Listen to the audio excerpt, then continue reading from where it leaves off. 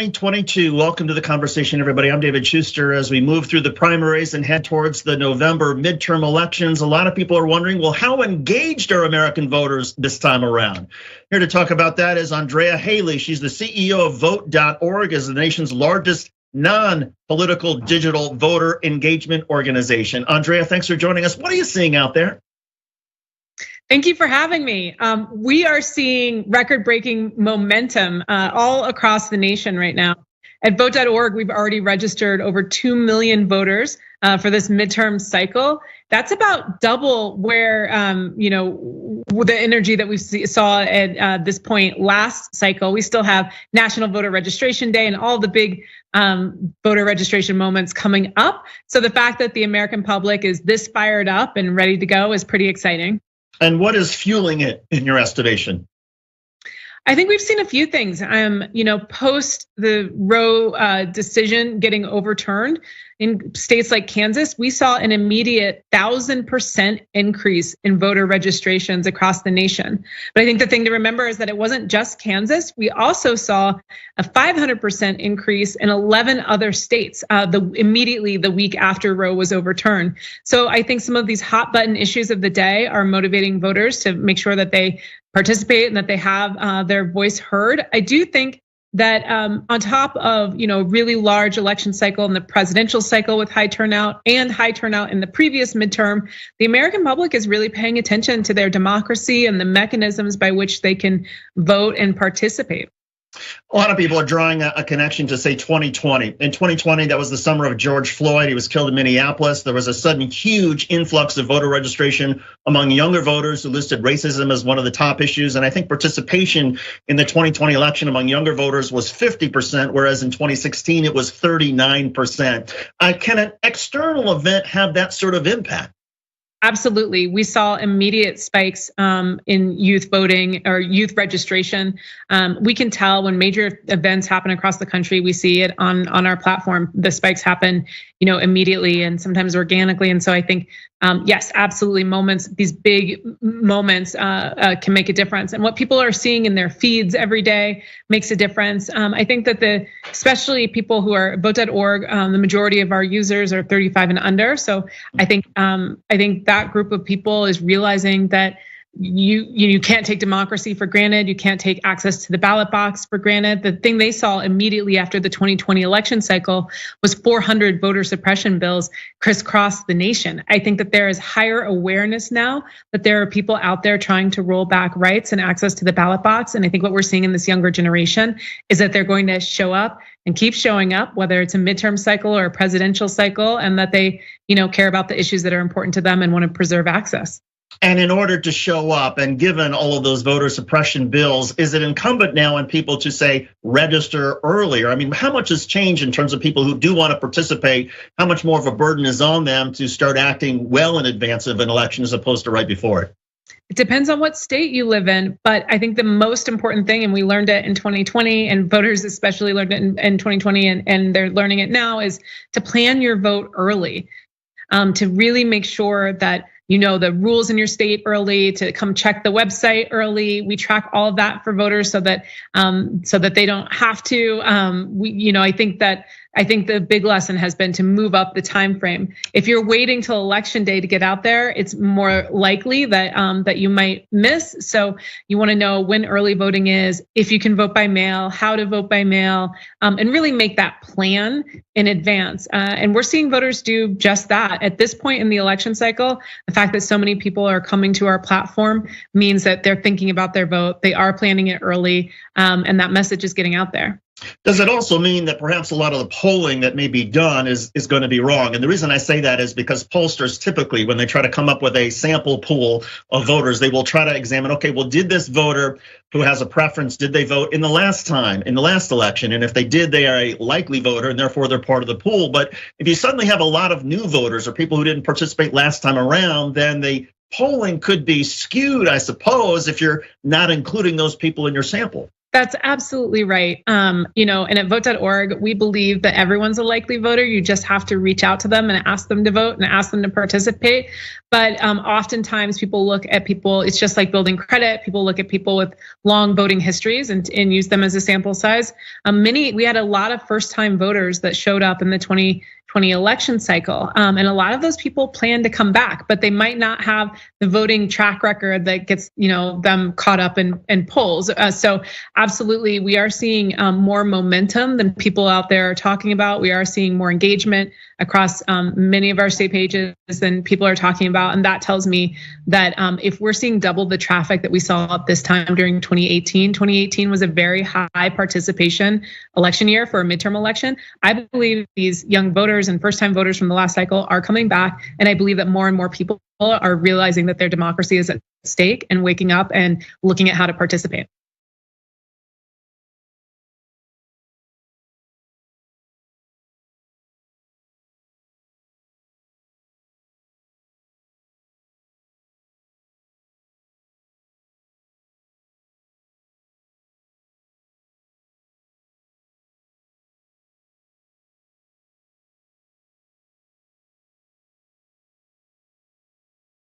Fair to assume that so many of those people who want to participate in 2022 are the new voters, that they are women who are registering. I would imagine they are outpacing men in terms of registration.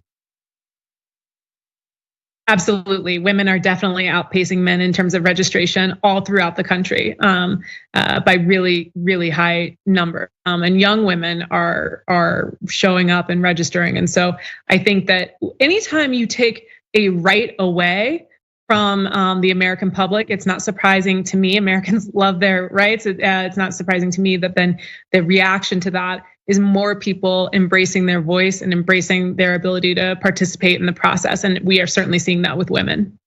There's been a lot of discussion about whether social media has a sort of an effect of tamping down participation, that because social media can be so abrasive and so partisan that a lot of people sort of get sick of the political dialogue, the political debate, and it trickles down by causing people to say, well, I just don't want to be part of this process. Are you seeing that very much? And what, if anything, could be done about it?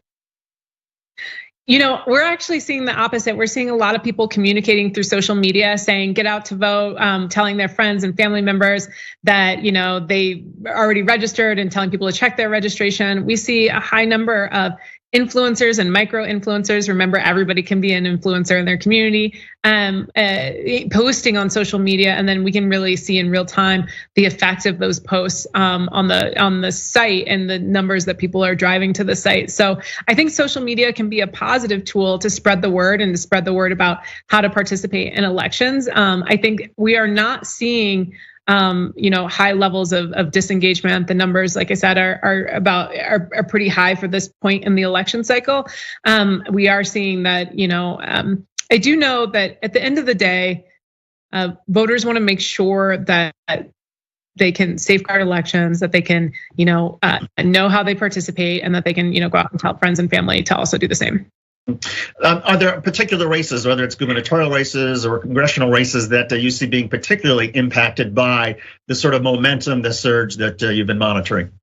Since we're 501c3, we're not really tracking the specific races. So we're seeing events coming out of states like Missouri, Indiana, Illinois, Texas, Pennsylvania, Tennessee, Washington State. My estimation is that these are places that were highly motivated by women wanting to show up because of recent events in, across our nation. Those are the key states that we're really seeing higher traffic from right now.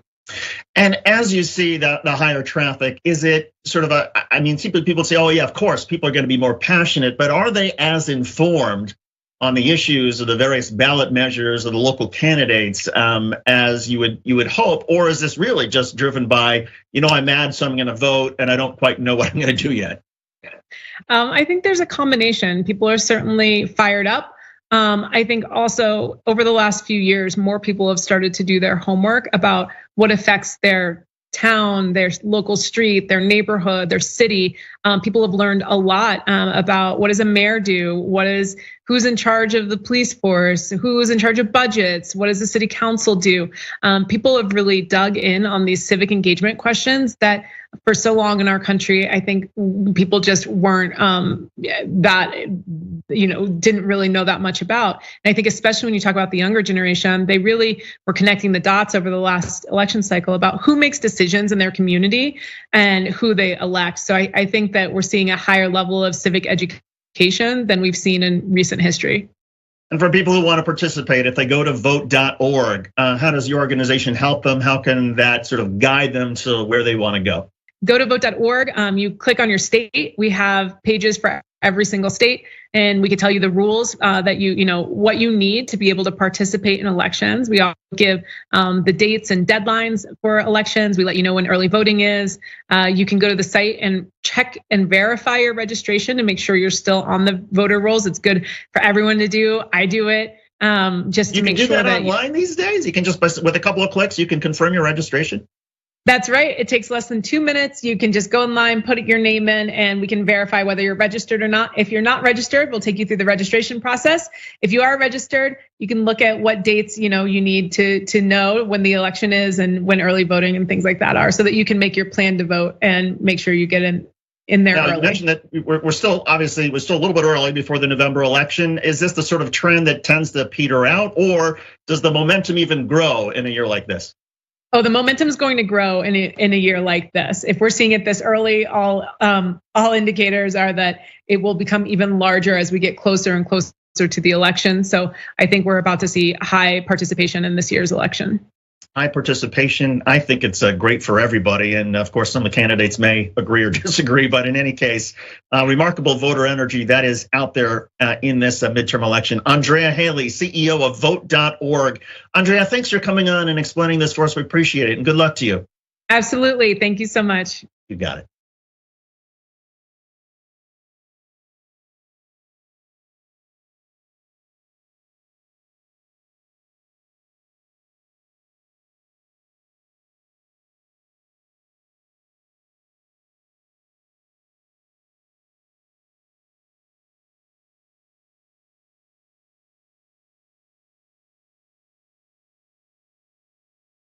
Welcome back to the conversation. I'm David Schuster. By every indication, the climate crisis is intensifying, and that is apparently having a severe impact on food systems around the globe. Here to talk about this is Morgan McFall-Johnson. She's a science reporter for Insider. Morgan, a lot of people don't necessarily make the connection between climate change and food. What is that connection? Hi, David. Thanks for having me. That's a great question. That's what I've been reporting on the past couple of months, because it is very complicated, right? Our food systems are very complicated. The climate system is very complicated. And there's a lot of places where they overlap. Basically, right now, climate change is having acute effects on our food systems and chronic effects on our food systems. That's kind of the differentiation between the impacts that I make in my head that helps me kind of sort things out. Basically, the acute effects are things like extreme weather events, which can have a really significant impact on a single crop, a single year of yields. And then there are these chronic impacts, like just generally over time. Rising temperatures can lead to lower yields for a lot of different crops. Some regions are also losing the ability to accommodate certain crops. The IPCC expects that up to 10% of the planet's current crop and livestock areas could become unsuitable for agriculture by 2050 if we don't drastically cut carbon emissions. So that's a significant threat to our food systems, obviously. And then there's also this element of depleted nutrients in certain crops. There's growing evidence that grains, for example, can contain less protein, less zinc, less iron with higher temperatures. So there are a lot of ways that they interact. And speaking of acute, I was just looking at this list just for June. 2,000 cattle in Kansas died because of heat. There were fires in Tunisia that burned fields to the ground. There were floods in southern China, which literally killed hundreds of thousands of acres of crops. And then in northern Italy, there's a group that says that the drought there is going to end up claiming half of all of the agricultural output in northern Italy. And again, that's just for 1 month this summer in June. That sounds crazy. Yeah, there's a lot happening with climate change right now. I think a thing that's on a lot of people's minds this summer, the heat waves have been happening all over the planet kind of constantly all summer. And that is something that has this really severe impact on crops, like you saw in Italy, the drought there and the heat are combining to cut yields, and then all those cattle that died in Kansas. So, yeah, those are a lot of acute impacts. It's kind of ongoing, and a lot of the time they overlap with different economic conditions. So, for example, the war in Ukraine is obviously having a huge impact on global wheat supplies. A lot of the time, what researchers who study food systems and climate change tell me is that it's not always that climate change by itself has a catastrophic impact on a particular crop or on a particular food system. A lot of the time, it's compounding with other factors like conflict, like the pandemic, for example. That is such an interesting point, because a lot of people don't realize, I mean, Ukraine has used to have huge amounts of wheat exports. And so the idea is, well, if you take away that wheat from the market, okay, the market might be okay if it weren't for, well, wait a second, there are other pockets of the wheat sector that are also being diminished because of climate change. Yeah, climate change just adds a lot of stress and vulnerability that makes our food systems less resilient to other crises. So with climate change, it doesn't take as much to push things over the edge into really negative outcomes. Now, there are critics out there of, who say, well, we shouldn't worry, because if you happen to live, say, in the United States, well, climate change might be good for agricultural output in the United States because of how it's going to change the weather systems and enable more crops to go. What do you make of that argument? Yeah, that argument is interesting. The thing is that our food systems are global. We in the US rely on all the food that's produced everywhere else as well. We're not eating only the food that we grow here.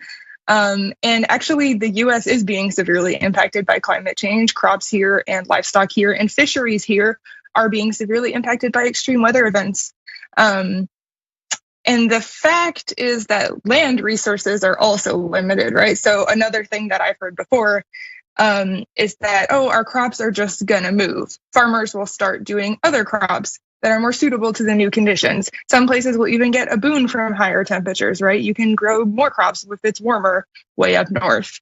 But the thing is that land resources are not infinite. If we start making new farmland in new areas that were not previously suitable for certain crops, that can be a major source of more greenhouse gas emissions, which is obviously not advantageous for our food systems in the long run right now.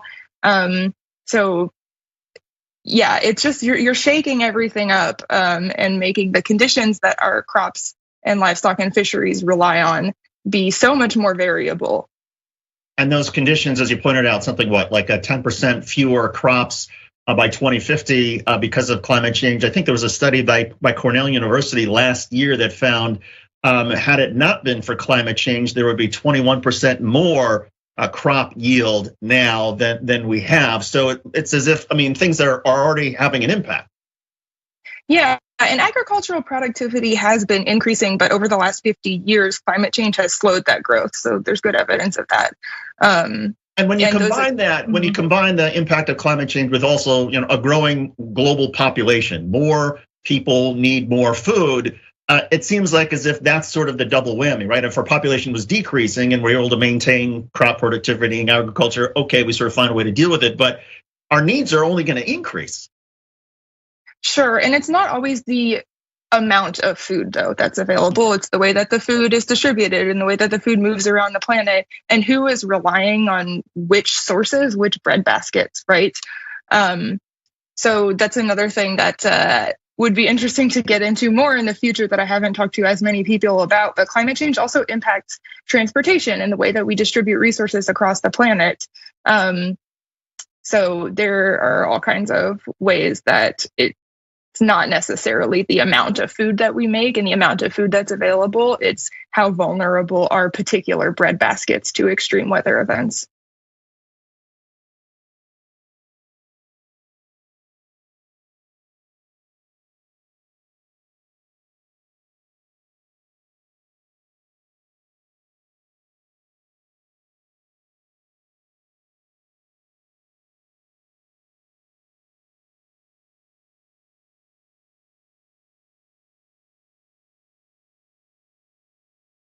Now, here in the United States, most of the US agriculture industry is dominated by a few sort of large sort of companies.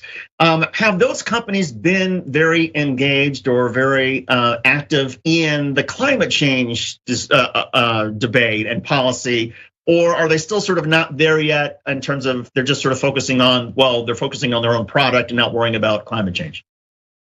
That's a good question. I haven't really been keeping up with what those companies have been doing. There are a lot of adaptations that different food producers can try, and I think that a lot of people are really invested in trying those adaptations. The fact is, though, that there is not a lot of quantitative evidence for how effective a lot of adaptation methods are, and it really depends on where you are in the world and what the climate impacts are there. So I think there's just a lot of research and trial and error to go through. In other words, to sort of solve the food crisis that we may be facing, it's not enough just to say, okay, grow more crops here, grow less crops there. You really need to tackle the underlying problem of climate change, the climate crisis.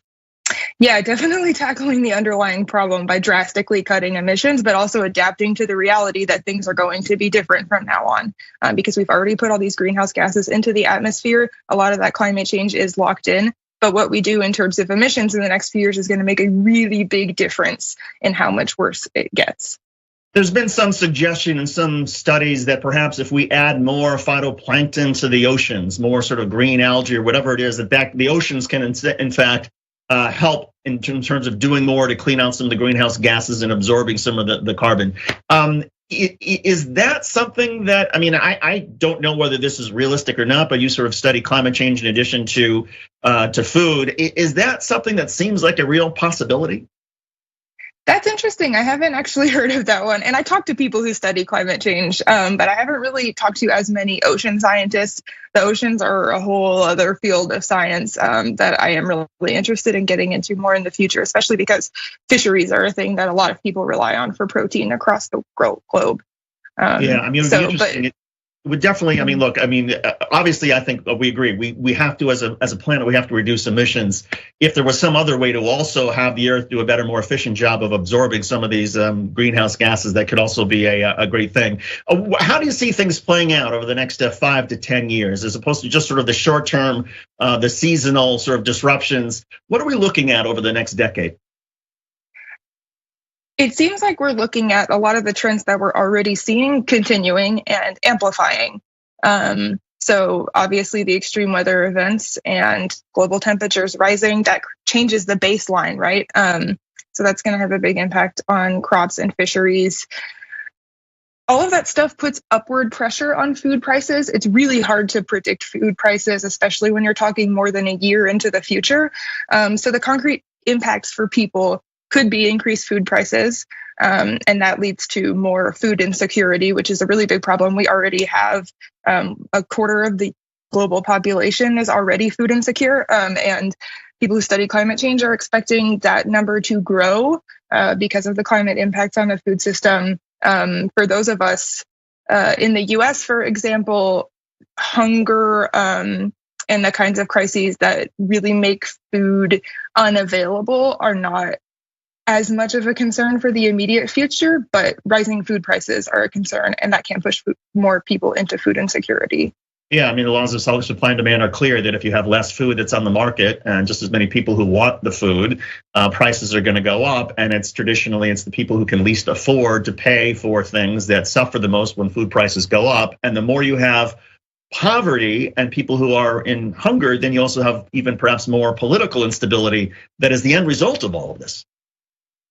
Yeah, absolutely. Political instability is a big concern for people who study climate. Is there a particular part of the world that is going to suffer the most in the short term from all of this?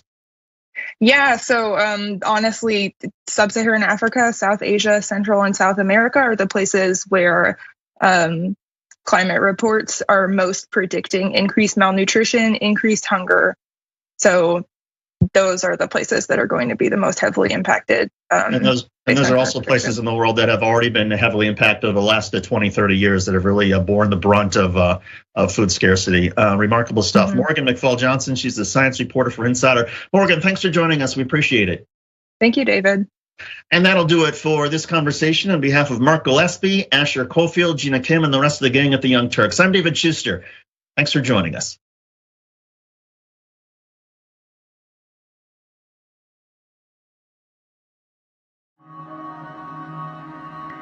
The concept of the Young Turks means the audience, they are the Young Turks. They are the go-getters. They are the ones making the emphatic change happen in their local community. The reality is that we've always, young and the not so young, we've always cared about news. But when you do not see the messengers of the news look like you, when they do not share your experiences, exposures, and environment, and there's a disconnect between you and the news. I lecture in mass communications. One thing I tell all of my students, there is no such thing as non-biased news.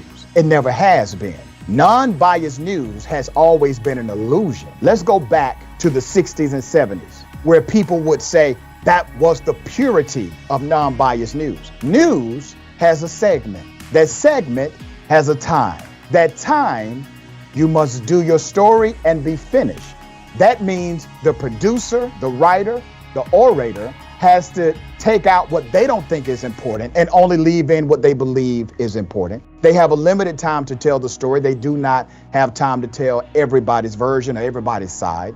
And they get to choose the facts that they bring to you, as well as the nuance, which really is a word for opinion, that they bring to you, the context they bring to you. So we've always had a level of bias in news. Here's the issue. The issue is to not deceive individuals as if you don't have some level of opinion with your news commentary. And that's what TYT has never done. They've always been authentic in their approach to progressive ideology and their news analysis and political breakdown. And I think that's how you actually win the heart and soul of individuals who are consuming information from you, because now they see themselves in you. This is where it all began for many elected progressive leaders. The Young Turks was one of the few media outlets to cover the races of Alexandria Ocasio-Cortez, Jamal Bowman, Cori Bush, Rashida Tlaib, and many, many more. We know a great majority of the country is actually progressive, and TYT is here to amplify these issues so that we can have better policies that a majority of the country actually supports. We want to drive positive change, and then we've been doing that for 20 years here. That's why we're launching Canvas 2022, a campaign to get out the vote and amplify progressive candidates, the progressive agenda, and their primary races. The midterm elections are fast approaching, and we know mainstream media won't cover progressive voices, but because the TYT audience is too strong, we can make a difference in the midterm elections to help progressives get elected and make sure our priorities are heard. Support our mission to drive positive change. Visit tyt.com/canvas2022. There is so much heinous news out there. That's why we've got to laugh, not to cry. So join me, Francesca Fiorentini, and some of my progressive friends, comedians, actors, experts, and activists as we deliver an hour of laughter and analysis every week on my podcast, The Bituation Room. The Bituation Room is an invitation for all of us to take ourselves a little bit less seriously while still giving you some concrete ideas for action.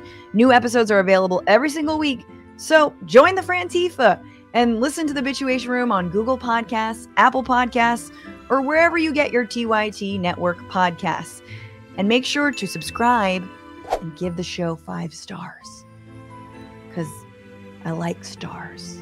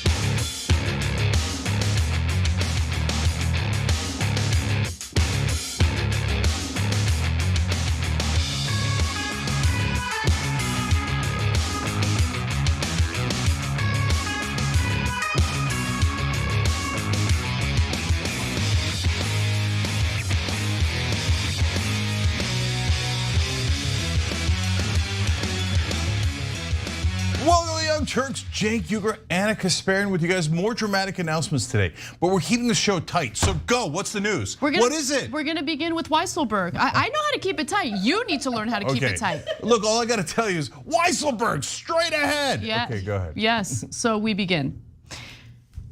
Trump's longtime financial officer, Allen Weisselberg, has pleaded guilty to more than a dozen counts related to criminal fraud, financial fraud. Something that Trump is also accused of, but we'll see if he ever suffers real criminal consequences for it, because it appears that the district attorney in New York might be dropping that case, but we'll get to that in a moment. First, let's get to Weisselberg. What's up with him? Well, Weisselberg was charged last year with grand larceny and criminal tax fraud, among other alleged crimes. He and the Trump organization were accused of carrying out a scheme to defraud government authorities by failing to report their real compensation. I believe the cool kids referred to it as getting paid under the table to essentially avoid having to pay taxes. And what I thought was fascinating about this story is how the investigation started. It really began with Trump's former personal attorney, Michael Cohen, spilling the beans under oath. Let's watch. I want to ask a little bit about your conversation with my colleague from Missouri about asset inflation. To your knowledge, did the president ever provide inflated assets to an insurance company? Yes. Who else knows that the president did this? Allen Weisselberg, Ron Lieberman, and Matthew Calamari. And where would the committee find more information on this? Do you think we need to review his financial statements and his tax returns in order to compare them? Yes, and you'd find it at the Trump org. Now, no word on what happened with Mr. Calamari. However, we do know that Weisselberg will spend some time in Rikers Island. So the indictment alleges that the Trump organization paid the rent and utilities for a Manhattan apartment where he lived and financed the leases for the Mercedes-Benz cars for Weisselberg and his wife, but failed to report this as income and pay the necessary taxes. The indictment also said he intentionally omitted his compensation from his tax returns. So, if you're getting paid through a company, through the Trump organization in the form of cars and other goodies, you are supposed to report that as income. You're supposed to get taxed.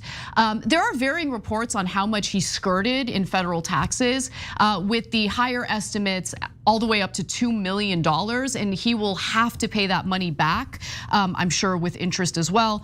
Weisselberg obscured about 1.7 million in his compensation from tax authorities over a period from 2005 to 2017, dodging hundreds of thousands of dollars in federal, state, and local taxes. He also acknowledged guilt on every charge and agreed to testify, if called, at a pending trial for the Trump company. As part of the plea agreement, Weisselberg would spend 5 months behind bars. Again, this would be at Rikers Island, followed by 5 years of probation. And there are some, if you're excited that this might mean that he's gonna turn on Trump, don't get too excited. I'll explain why in a moment. But first, Cenk, why don't you jump in? Yeah, so there's 3 different types of crimes that they could have gotten Weisselberg and Trump on, and distinguishing between them is very important. So we're gonna do that. But first, let me note that the way that Michael Cohen says, Matthew Calamari, is awesome. Okay, yeah, you can find it with a Weisselberg or the Calamari, okay? All right, so now onto the serious stuff. So there's the thing that they got Weisselberg on. We gave you an apartment, we gave you a car, you didn't report it under the table. Okay, that's illegal, it's bad. But it's the least bad of the 3.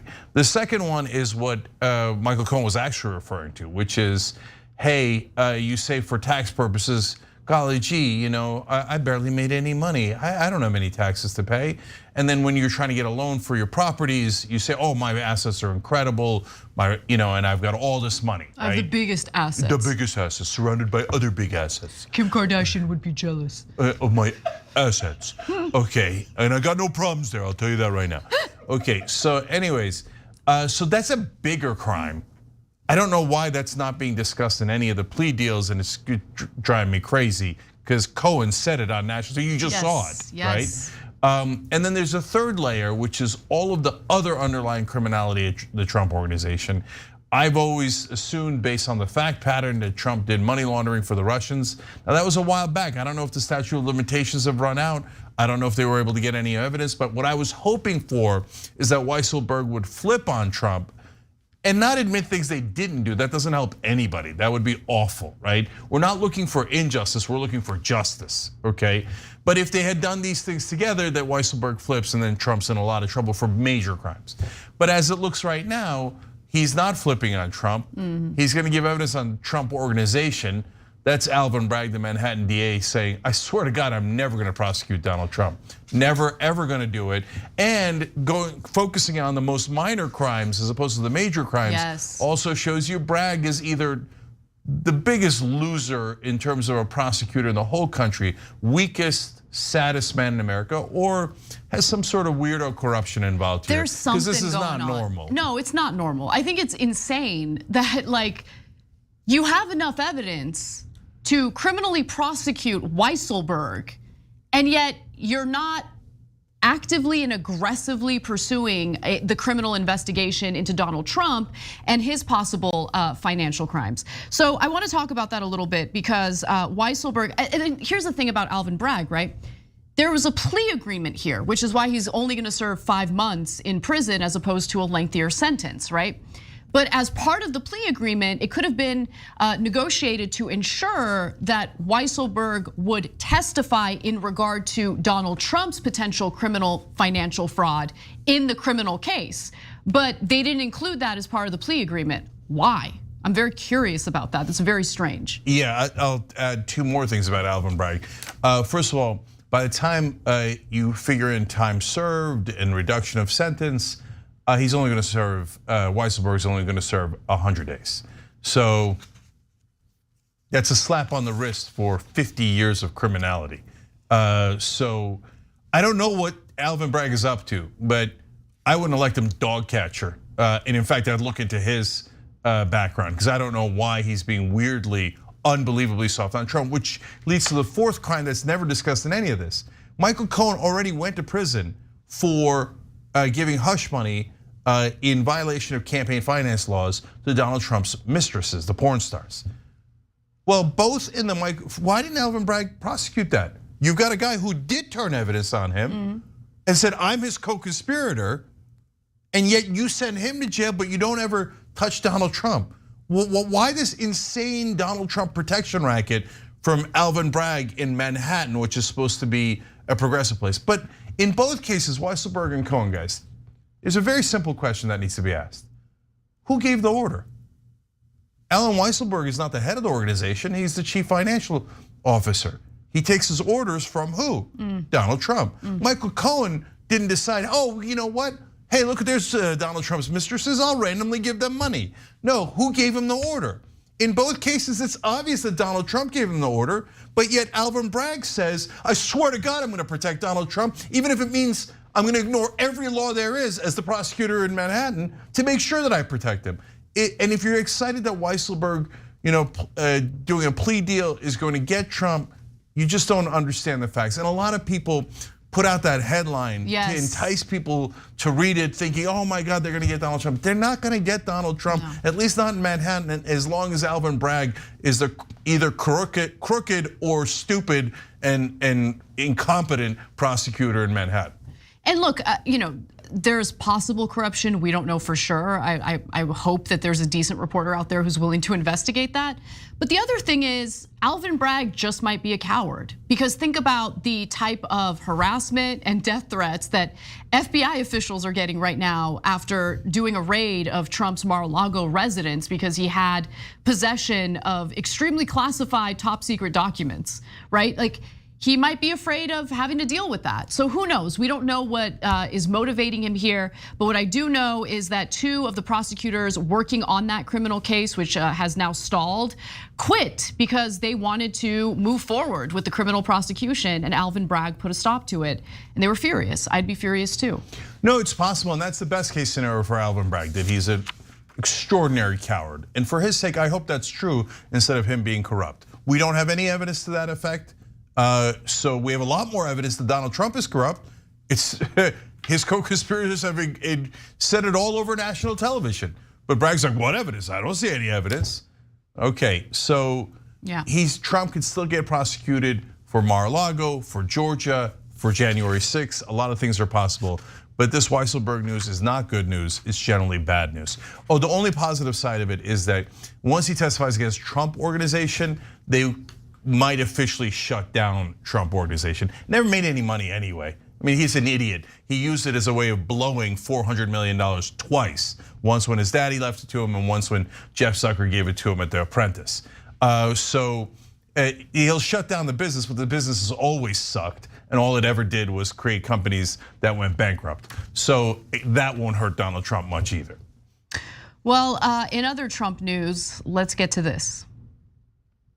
Be several hours worth of surveillance footage that the former president has in his hands, because as we know, when FBI agents arrived on the scene, they asked to turn the cameras off. We're told that it's pretty standard, not that unusual of an ask by sources inside the Justice Department, but they did make that request, and that is not something that was granted by the officials on the ground at Mar-A Lago. And so now it is in the hands of the former president and his attorneys, this surveillance footage of what happened at Mar-A Lago that day. Mere days after Trump said that he would want to, turn down the heat toward federal officials, especially considering all of the death threats and acts of violence toward them, he's now threatening to release surveillance footage of FBI officials raiding his Mar-a-Lago residence. Now, of course, they were raiding his residence because he had taken home with him top secret and classified documents that are only supposed to be reviewed in secure government facilities. Some of those documents pertain to nuclear weapons and information about them, so you can understand the sensitivity of those documents. But nonetheless, the FBI officials asked him to turn off surveillance cameras. Of course, he didn't do it. At least that's what he's alleging. And now he is threatening to release the surveillance. Why is this a big deal? Well, just consider the threats that are already being targeted toward FBI officials, toward members of the DOJ, toward the federal judge who signed the warrant necessary to do the raid in the first place. The video would presumably show the faces of agents after the names of two of them already leaked, and Trump's temper tantrum unfortunately doesn't stop there. He also shared an article on his Truth Social page that basically refers to the FBI as the Fascist Bureau of Investigation, and he links to a piece that was written at spectator.org by former CNN contributor Jeffrey Lord, who eventually got fired because he's a terrible person. But nonetheless, he's again directing more hatred and violence toward the FBI through his threats, through his posts on Truth Social. This is who he is. And he might have just gotten a massive gift from another federal judge who is apparently willing to unseal portions of the affidavit that would maybe reveal who the FBI informant close to him is. And maybe we'll find out that it is Melania Trump, as I had suspected, but we don't know. The worry here is that if he does that, then the person who is revealed to have been the FBI informant will suffer some serious risks. Yeah, all right, so let me tell you the potentially surprising upside of this news. Okay, so I'm actually a little bit excited about it. First of all, I don't think they should do it. I think revealing the video in the face of the FBI agents puts them in grave risk. Why? Because the right wing in this country is totally unhinged. Is it possible that they would then do a terrorist attack against our own FBI? It's not like that's happened. Of course they will. Of course they will. And Trump knows that. Everybody in the right wing knows that. They don't think every right winger is going to go try to kill those FBI agents. They just think somebody's going to try to kill them. We don't need 300 million people to try to kill them. We just need 3 guys to try to kill them. So that's called stochastic terrorism, where they ask basically through their actions implicitly for random acts of terrorism. And when it's Donald Trump, he almost always receives it. So that's a terrible downside and why I'm not in favor of it overall. But the potential upside is, number one, they said the FBI, their original excuse was the FBI planted the files. Oops, you videotaped them. And on the videotape, you will see that they did not plant the files. Now, Trump is in possession of the tape. The FBI is not in possession of the tape. And so Trump might try to edit the tape, but if he does, then the FBI is gonna say, well, now it's evidence and you have to give us the whole tape. Knowing Trump, he'll probably destroy the tape, which is another significant to massive crime if any other person did it, okay? Or, of course, Trump can get away with it probably, and the CIA can get away with it, and that's about it, okay? So that sets them up for potentially either turning over the videotape, which could be very helpful, or destroying evidence, which could also be helpful. If we had any prosecutors who had any courage at all in the entire country, that leads to the second reason why this might be an upside. Well, if they release the faces, everybody at the FBI is going to be livid. And they work with the Department of Justice all the time. And they can turn to the Department of Justice and say, if you're not gonna prosecute this son of a bitch after our lives are in danger for doing our job, we're gonna have massive goddamn problems. What are they gonna do?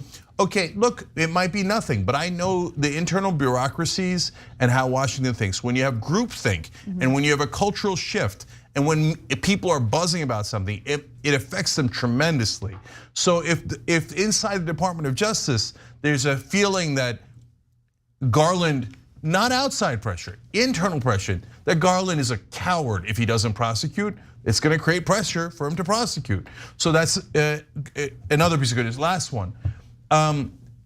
Prosecutors have been so afraid to go after Donald Trump because of this kind of pressure. But if Trump is getting them to release parts of the affidavit and it reveals their case, he might be accidentally forcing their hand.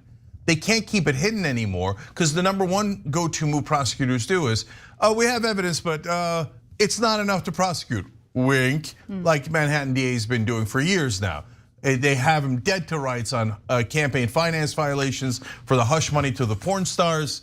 And Alvin Bragg and every other DA goes, oh golly gee, you can't see the evidence, but trust me, it's not enough, which is nonsense. Of course it's enough, right?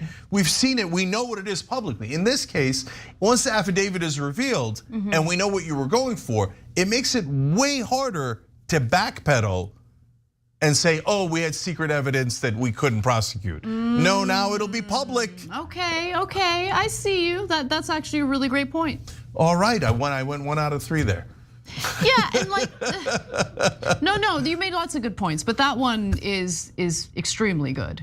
Yeah, I think Trump is screwing up by forcing their hand. I mean, Trump screwed up by forcing their hand and like unsealing the warrant, right? Yeah, and also Trump screwed up by not giving the documents back. Dude, you already tried to sell them to wherever you tried to sell them to, or they already know, so now you can't go out and be like, hello, Saudi Arabia, I have some documents, they're gonna catch you. So why didn't you just give it back once they knew that you had it? He's too stupid, that's the answer. He was subpoenaed 2 months prior to the raid to return the documents. I mean, they did everything they could. They were incredibly patient. Let me just say, if you were facing any type of investigation involving treason, you would not be given 2 months to comply on anything. If you had our nuclear secrets in your basement, you'd be given about 2 goddamn seconds to comply. And if you didn't, you would be in not just massive trouble, your life would be in significant danger. Trump's like, la la la la la, oh, you guys know I have them. You guys know I'm an idiot and a crook who's trying to sell them. I'm not gonna give it back. I mean, look guys, forget the evil and immoral and illegal part of it. You idiot, if you gave it back, there's no way they could have prosecuted you. They already know you have them, you can't sell them anymore, you moron. He's like, no, I'm gonna keep it. I think I'm smarter than them and I'm just gonna secretly sell it. World's dumbest criminal. You know, will someone finally put him away, for God's sake? I just think it would be really helpful for him to surround himself with lawyers who just say yes to everything that he wants to do. You know, legal counsel that just nods their head and said, yes, yes, Daddy Trump, yes, please do that, that's a great idea. Like anyone else would not surround themselves with lawyers who give them poor advice. But Donald Trump has done just that because he loves to be surrounded by yes men. And there is reporting to indicate that his lawyer lied to the DOJ about Trump's possession of these documents in the first place. I guarantee you Trump told him to lie. I guarantee that's what he does every time. Good little boy or girl, the lawyer did it. And of course the idiot Trump's like, no, tell him I don't have it. They'll never find it in the basement. Yeah, okay. Good luck with that. Anyway, all right, well, let's take a break. When we come back, we have some more confirmation that me in particular, were right about the Inflation Reduction Act, because climate activists are fighting back against some provisions within that legislation. We'll tell you what it is when we come right back.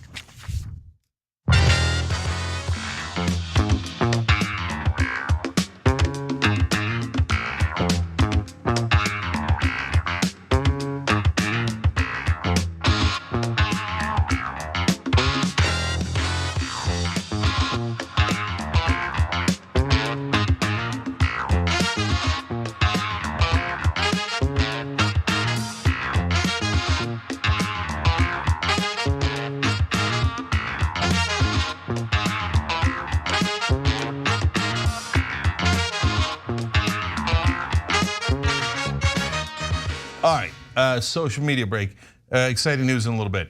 In fact, no, I got to do the exciting news now. Oh, I want to read your comments, but we got new hires. We got new hires. So Washington correspondent Candace Cole, she already broke a story today. I got to tell you now because we're about to do her story. I love that she's instantly got something. She's our, like I said, a Washington correspondent covering campaign politics, politics of governance, progressive politics, undercovered issues, impact on marginalized communities. She's got a great track record of covering DC and has done this before. We got Matt, but she's not alone. Matt Sheffield, our national correspondent, reporting on national politics and contributing analysis.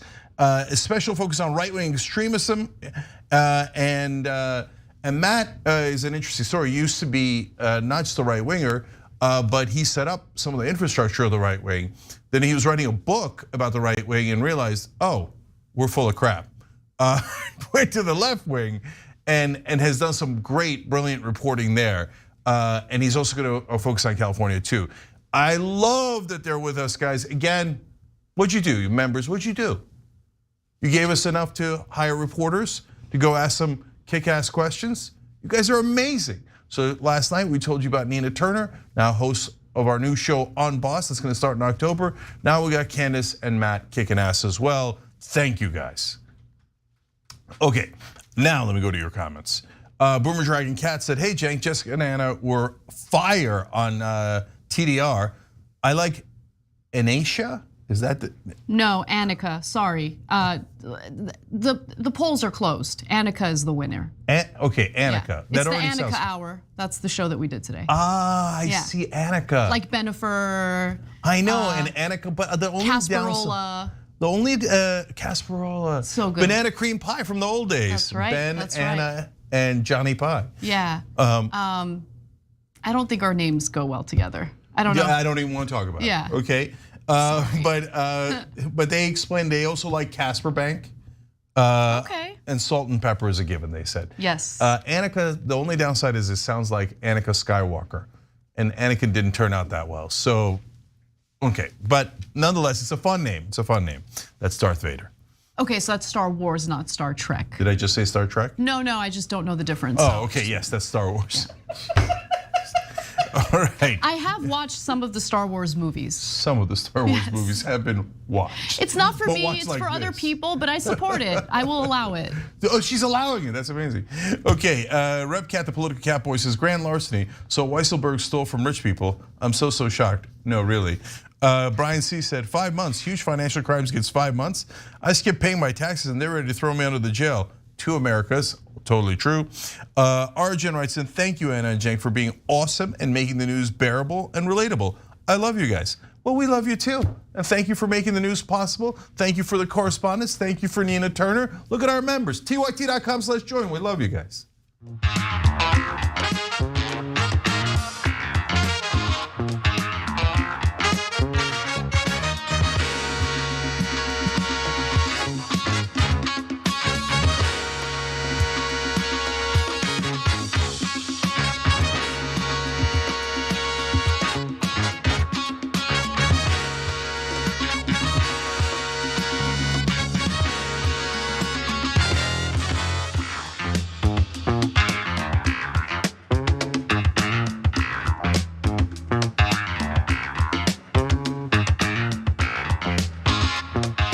right, back on TYT, Cenk and Anna with you guys. And Eldermind Pulse gifted 20 tier 1 subs on Twitch.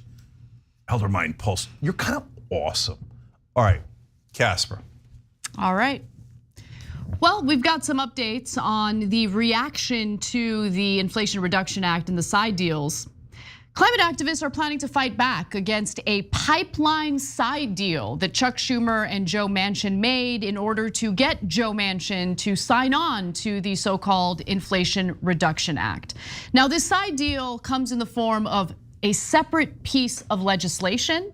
But again, in order to get Manchin to sign on, the actual bill, the Inflation Reduction Act, had to include all sorts of fossil fuel handouts.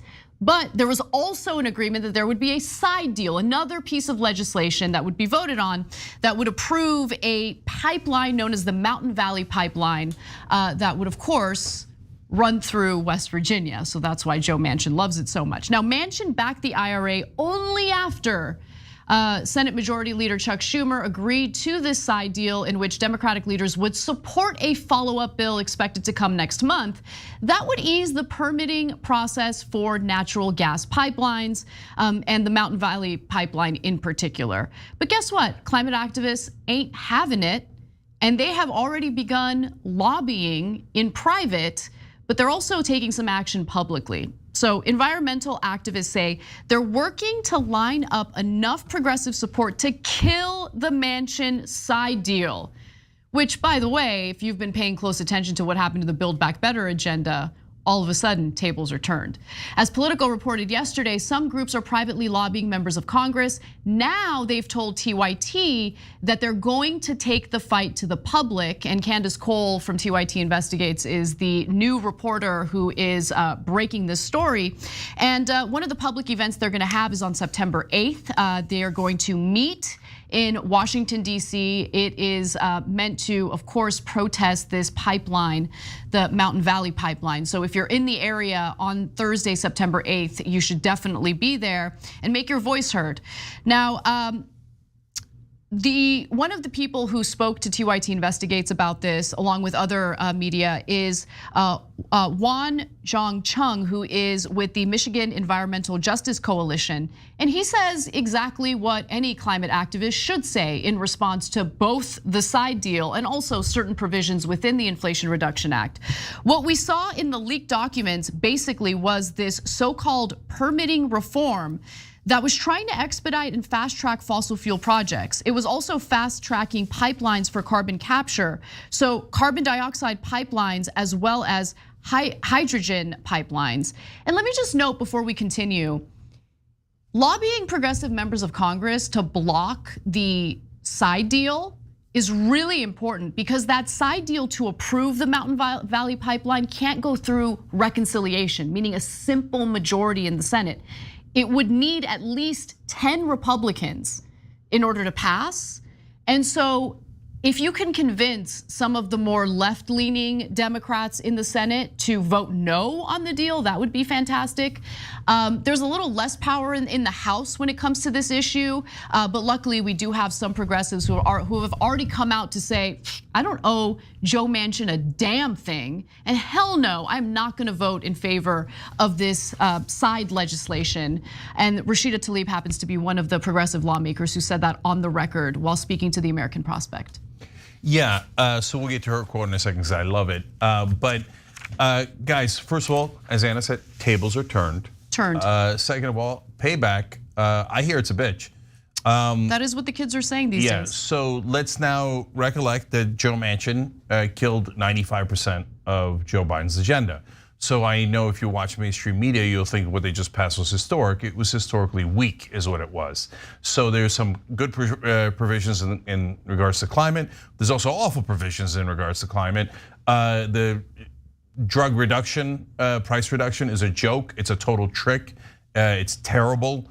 So don't believe the hype on that. And we can go on and on. So we didn't get paid family leave, child tax credit, $50 minimum wage, voting rights. We didn't get any of that stuff. And then the list goes on and on and on of all the things we didn't get that they said we were gonna get because of Joe Manchin. And why? Because they decoupled the bill, and the conservative Democrats like Joe Manchin said, "Oh, we'll give you all of that as long as you give us the corporate pork and the infrastructure." Oh, did you already pass the infrastructure after we put monumental pressure on you? Well, I guess you were suckers and idiots. Well, and now we're going to kill Build Back Better. Okay, well, I guess you were a sucker, Joe Manchin. We want to kill the side deal. So here's my prediction as to what's going to happen, and you'll see it with your own eyes, because we're almost never wrong about these things. And then I'll tell you what the reaction should be. Now, the press will, if the progressives make a real effort to kill the side deal, the press will act shocked and chagrined. And they will be like, "Oh, this is a violation of bipartisanship and a deal that was already made." These progressives are scoundrels. Scoundrels, I tell you. I will say though, it's going to be a little more difficult for the press to make that argument. No, they're going to do it with a straight face. No, you're probably right, but just hear me out for a second, right? Because, I mean, progressives and like overall Democrats, even if they're not being 100% genuine about it, are on the record saying that they want to curb, carbon emissions, and they want to roll back drilling for oil and natural gas. And so if this is truly a standalone bill that only has this issue involved, meaning the Mountain Valley Pipeline, well then, like, what case can you make as a reporter that progressives absolutely need to vote in favor of it? It's just a big approval to something that progressives and Democrats overall have been on the record on over and over again saying that they're against, right? So I don't know if they're gonna try to put something else in there. No, they don't need that. So look, the reporters are gonna say, well, we would never say the progressives are scoundrels, and we would never defend this bill, we're objective. So instead what they're gonna do is they're gonna say, there was a deal that was already made, now progressives are going back on it, and everybody's wondering if it's gonna cost the Democrats in the midterms because they'll look too radical and too left. Oh, look, we have a pollster saying that. Oh, he works for all the Democratic establishment, but we didn't mention that. Oh, we have a consultant saying it. We have a lobbyist saying it. They're all saying the progressives are really, really hurting Democrats in the midterms. Because why? Americans love the idea of a random pipeline in West Virginia that's going to destroy the planet and et cetera. No, they're just going to make it up, and they're going to fill it with fake quotes from Washington insiders. That's what they always do. Now, so what should be our reaction? It should be what Rashida said times 10. Oh, you think that we owe Joe Manchin? Well, why don't you go ahead and kiss my progressive ass? Okay.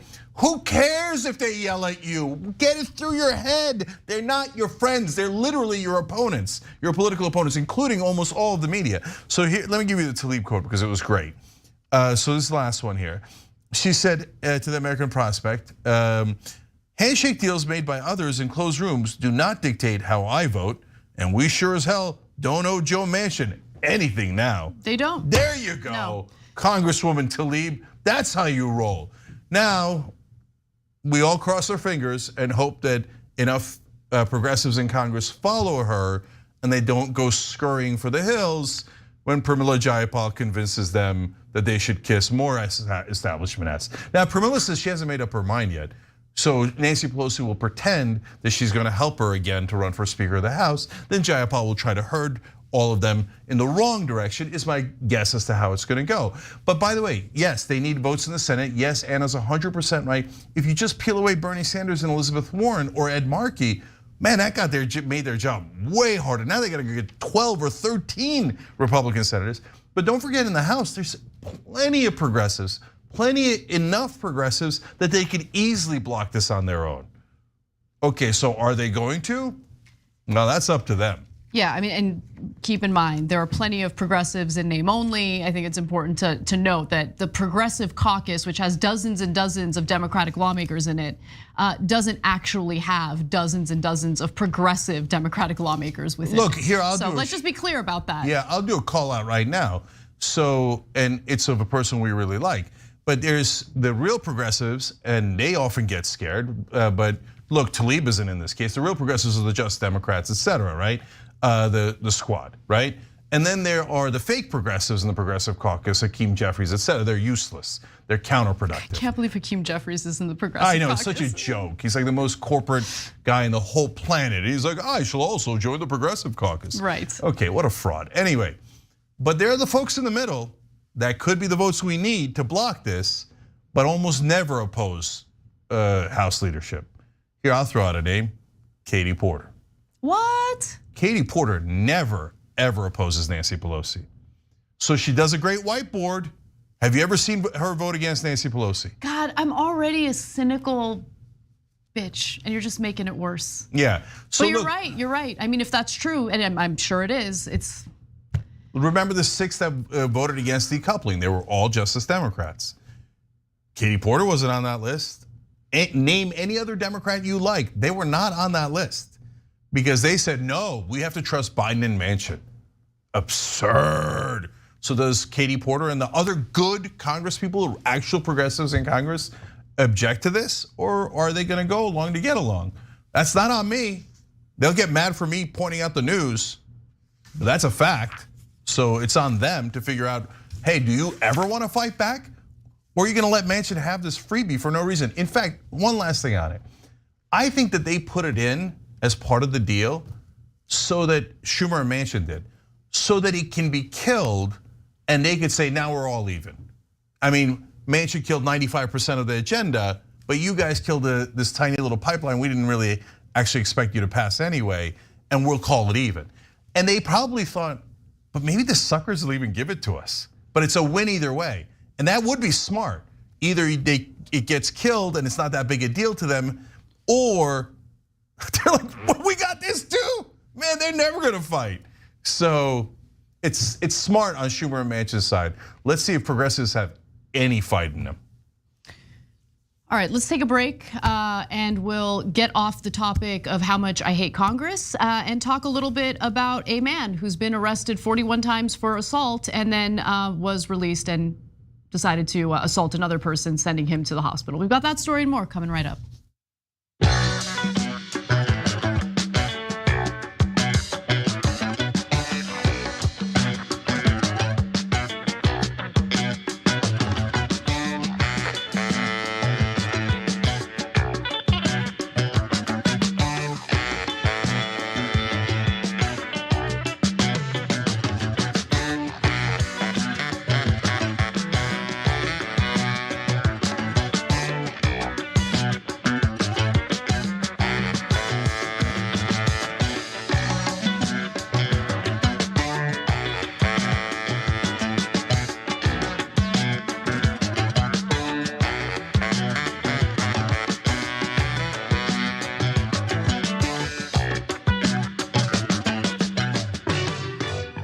All right, so we're back. Let's go to Super Chat first. Warren McNeil writes in, thank you members, Super Chatters, Twitch subbers, and all who helped with TYT's new Washington correspondent hires for the progressive cause. Love you. Yeah, now we got to ask all the questions we always wanted to ask. So, in fact, today I took 2 notes on questions we always wanted to ask, but didn't have reporters to ask. So, members, you're amazing. Keep it going, keep it going. So tyt.com/join. If you're on YouTube, hit the join button below. History Speaks spoke out on Ukraine, but let me give you the full quote here. In Vietnam, the US sought to impose the state of South Vietnam, residue of French colonialism, on the Vietnamese. In Iraq, the US engaged in blatant aggression. In Ukraine, the US is helping the Ukrainians maintain independence from Russian imperialism. That's true, that's a very important distinction. But for some on the fake left, they're like, no, America always bad, always imperialistic. Russia always good. Vladimir Putin fighting against imperialism by invading other countries and taking it over for his imperial empire. Oh, yes, Vladimir, yes. You hear idiots like that, they're not anywhere near progressive. History Speaks understands it 10,000 times better. Kristen Eckert says, but wait, I thought the climate experts were happy with the new bill. What happened? So first of all, the distinction is there's the new bill and then there's a side deal. The bill already passed. So the Inflation Reduction Act passed And then there's the side deal that they're trying to kill that is not part of the deal. But let me be clear about something, because the climate activist community is split between individuals who actually read and analyzed the bill and have the right take, and then those who just, I don't know, got lured in and seduced by the headlines that like were super positive about it. No, in the same TYT Investigates report, which please read it, we'll have a description, a link in the description box. They also talk about the provision that's supposed to allocate $60 billion to disadvantaged communities that have been overwhelmingly impacted by climate change. And it turns out that the way it's written indicates that the money might not actually go to them. So there are issues within the Inflation Reduction Act, and those issues are being called out by some of the climate activists who have actually taken the time to read the bill. And remember, 80% of the Democratic organizations, including unfortunately a healthy percentage of progressive organizations in Washington, are ass kissers. They're in Washington to kiss political ass, so they're never going to disagree with Democratic leadership. So keep that in mind. It's always a grain of salt, depends on the group. Jeremy Justice wrote in, go get him, Candace. TYT has a Washington correspondent. Finally, someone in Washington that will report the truth. Thank you for being excited about it, guys. Peter Hamby's so excited he did a haiku, Washington, making a home on Sheffield, progressive voices. Then he got so excited he did a different one. Best of two evils, Josing to support the right, trumping his old flame. That's about the Alex Jones story turning on Donald Trump. Drums, that's later.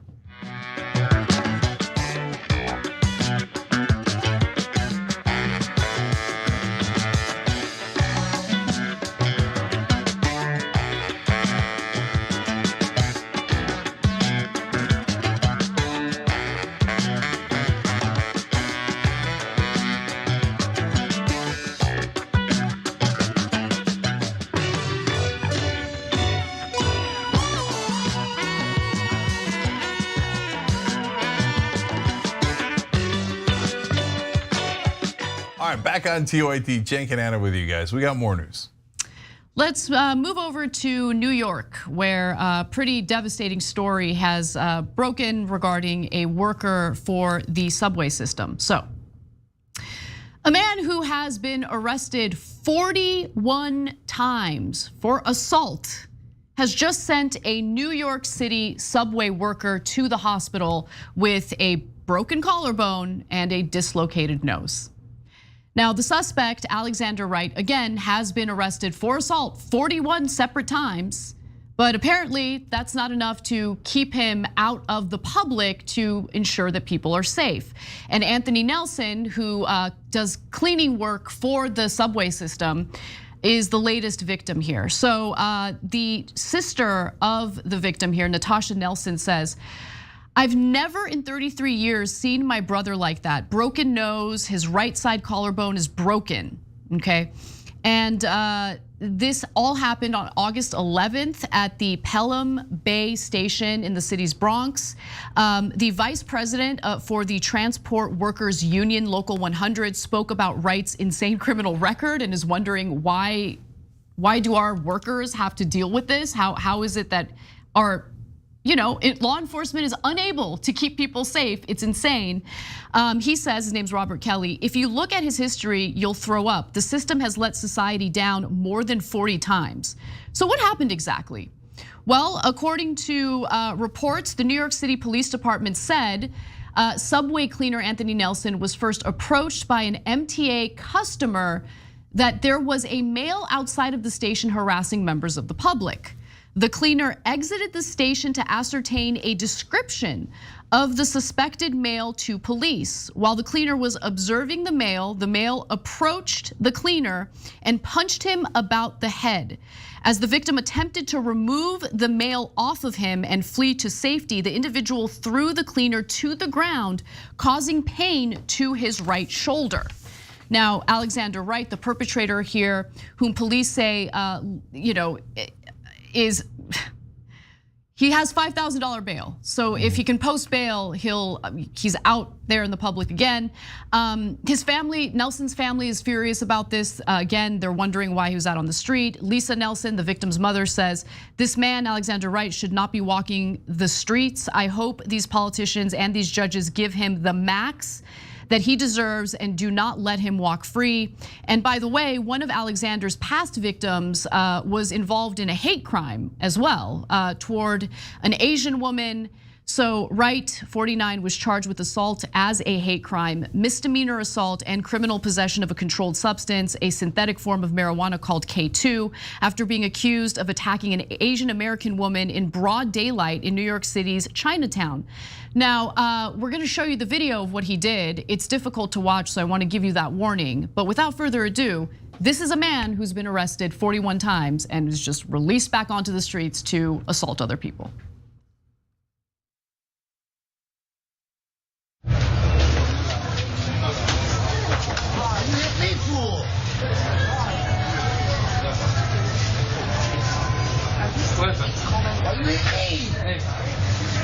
Are you okay? Yeah, this is unacceptable. This is 100% unacceptable. I'm done with this. Whatever this is not criminal justice reform.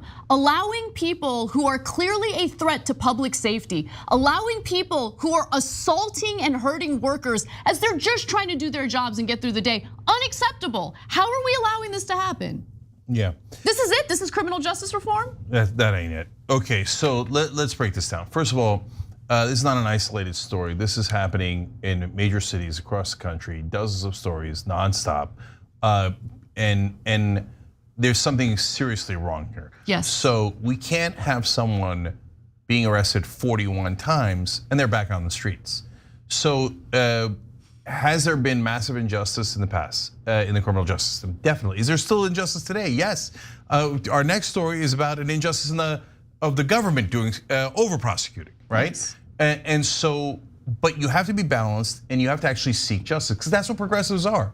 We're not like the right wing paints a caricature of progressives. Oh, you guys want to make everything racial, et cetera. No, this isn't a racial issue. So we care about that Asian woman just as much as we care about anybody else. Anthony Nelson, who was attacked in the subway, the first story Anna told you, is black. This has nothing to do with race. This has nothing to do with injustice. This, in fact, letting a guy keep assaulting people over and over again is injustice. Yeah. So if you're a progressive, you should be looking to have this man imprisoned for a long time. If you're not getting it. That what he did to that woman there, that he's done now dozens of times, is not within miles of justice. It's the exact opposite of it. And by the way, there's a second component to this story and the other ones that Anna's gonna tell you about. They constantly target the working man. Yes. Because if they target rich people, then they're actually gonna get arrested. They're actually gonna be in a lot of trouble. They're actually gonna get put away for a long time. But when they keep going after the working class, nobody's there to help them. And nobody's there to fight back and no one's there to fight for justice. As progressives, we're supposed to be fighting for justice no matter what. So let's stick up for each other and make sure we get justice for those victims too. Yeah, and I mean, look, you're right about this happening in most major cities. It happens in Los Angeles as well. And just to give you a Los Angeles angle to a very similar story, Metro workers at Union Station were begging the authorities for some protection. There was one Metro worker, a female, who was dragged into the bathroom and assaulted. I mean, there was case after case. Luckily, they're represented by a union that had some power in persuading the government, the local government, to provide extra security for these workers. Okay, but what we're also noticing in Los Angeles is, depending on where you live, if you're lucky enough to afford a wealthier area in Los Angeles, you're protected by private security at this point. That's where we're at. So it is an overall problem with our justice system. I believe that local law enforcement is on an unofficial strike because they're having a little temper tantrum because people dare to want to hold them accountable for shooting and killing unarmed individuals who do not pose an imminent threat to them because they're freaking cowards and they don't want to do their jobs. So that's number one. And then on the other hand, you have people who live in like La La Land, utopia, where they think, no, we need to abolish all prisons, abolish all police, and just let these maniacs go around assaulting and killing innocent people, including workers. Unacceptable. I ain't about that.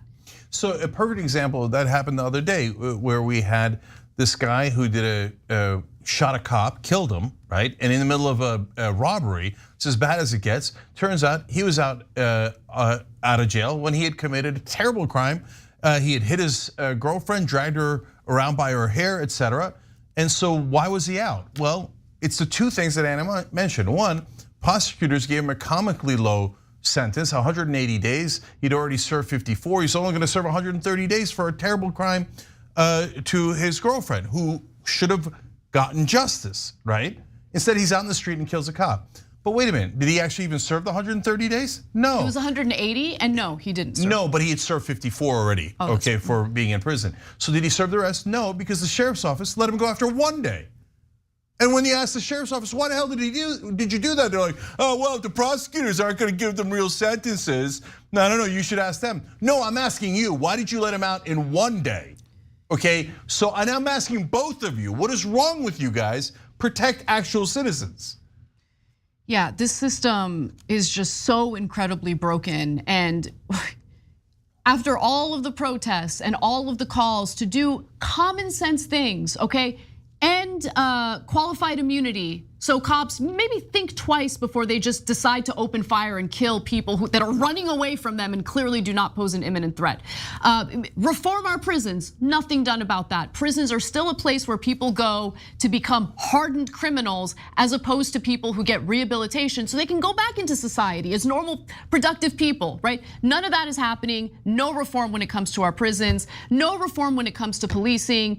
I don't see any real programs that help people who, go back into society after they're released from prison. No support whatsoever. This country is a joke when it comes to its criminal justice system. And the fact that all we got out of all of those protests is now like this total hands-off approach where people can go around assaulting people and robbing people all they want with absolutely no real consequences drives me crazy. And anyone who defends that is wrong, okay?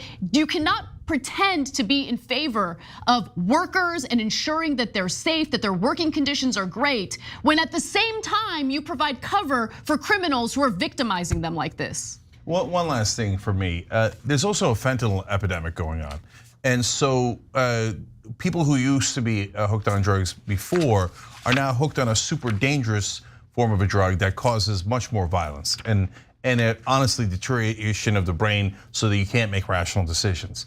So there's a story out of Denver of this poor bus driver that had this great route. She would drop people off at their work, at school. They knew each other. It was like a story right out of Americana. That was before the epidemic. Now, because of fentanyl, it's a nightmare. It's a house of horrors on the bus stop. People constantly yelling at her. People getting killed on the bus.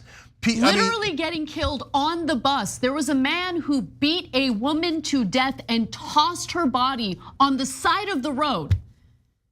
Imagine being a bus driver, how terrifying that is to witness that and feel no protection. Yeah, and when I say yelling, that's not normal yelling. Racial stuff, of course, the worst sexual stuff you've ever heard. In fact, yesterday everything's out of control. Yesterday I was at lunch here in LA.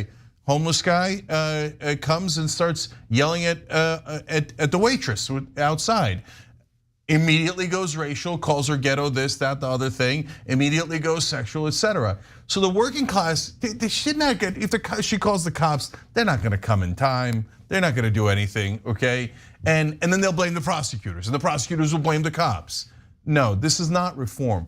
Criminal justice reform was, hey, reform policing so they don't unfairly target black people, minorities, like stop and frisk in New York. And black people get arrested for marijuana at 4 times the rate of white people when they smoke the same amount. There's a real incredibly important criminal justice reform to do. Instead, we're like, oh, okay, if you steal under $1,000, we're just gonna let you go. Oh, Jesus Christ, right? What are we doing? What are we doing? That's not reform. Nobody even asked for that. Who the hell asked for that? Okay, and now if it's not a felony, we're gonna let you out of jail right away. There's like 12 crimes that are a felony in most jurisdictions.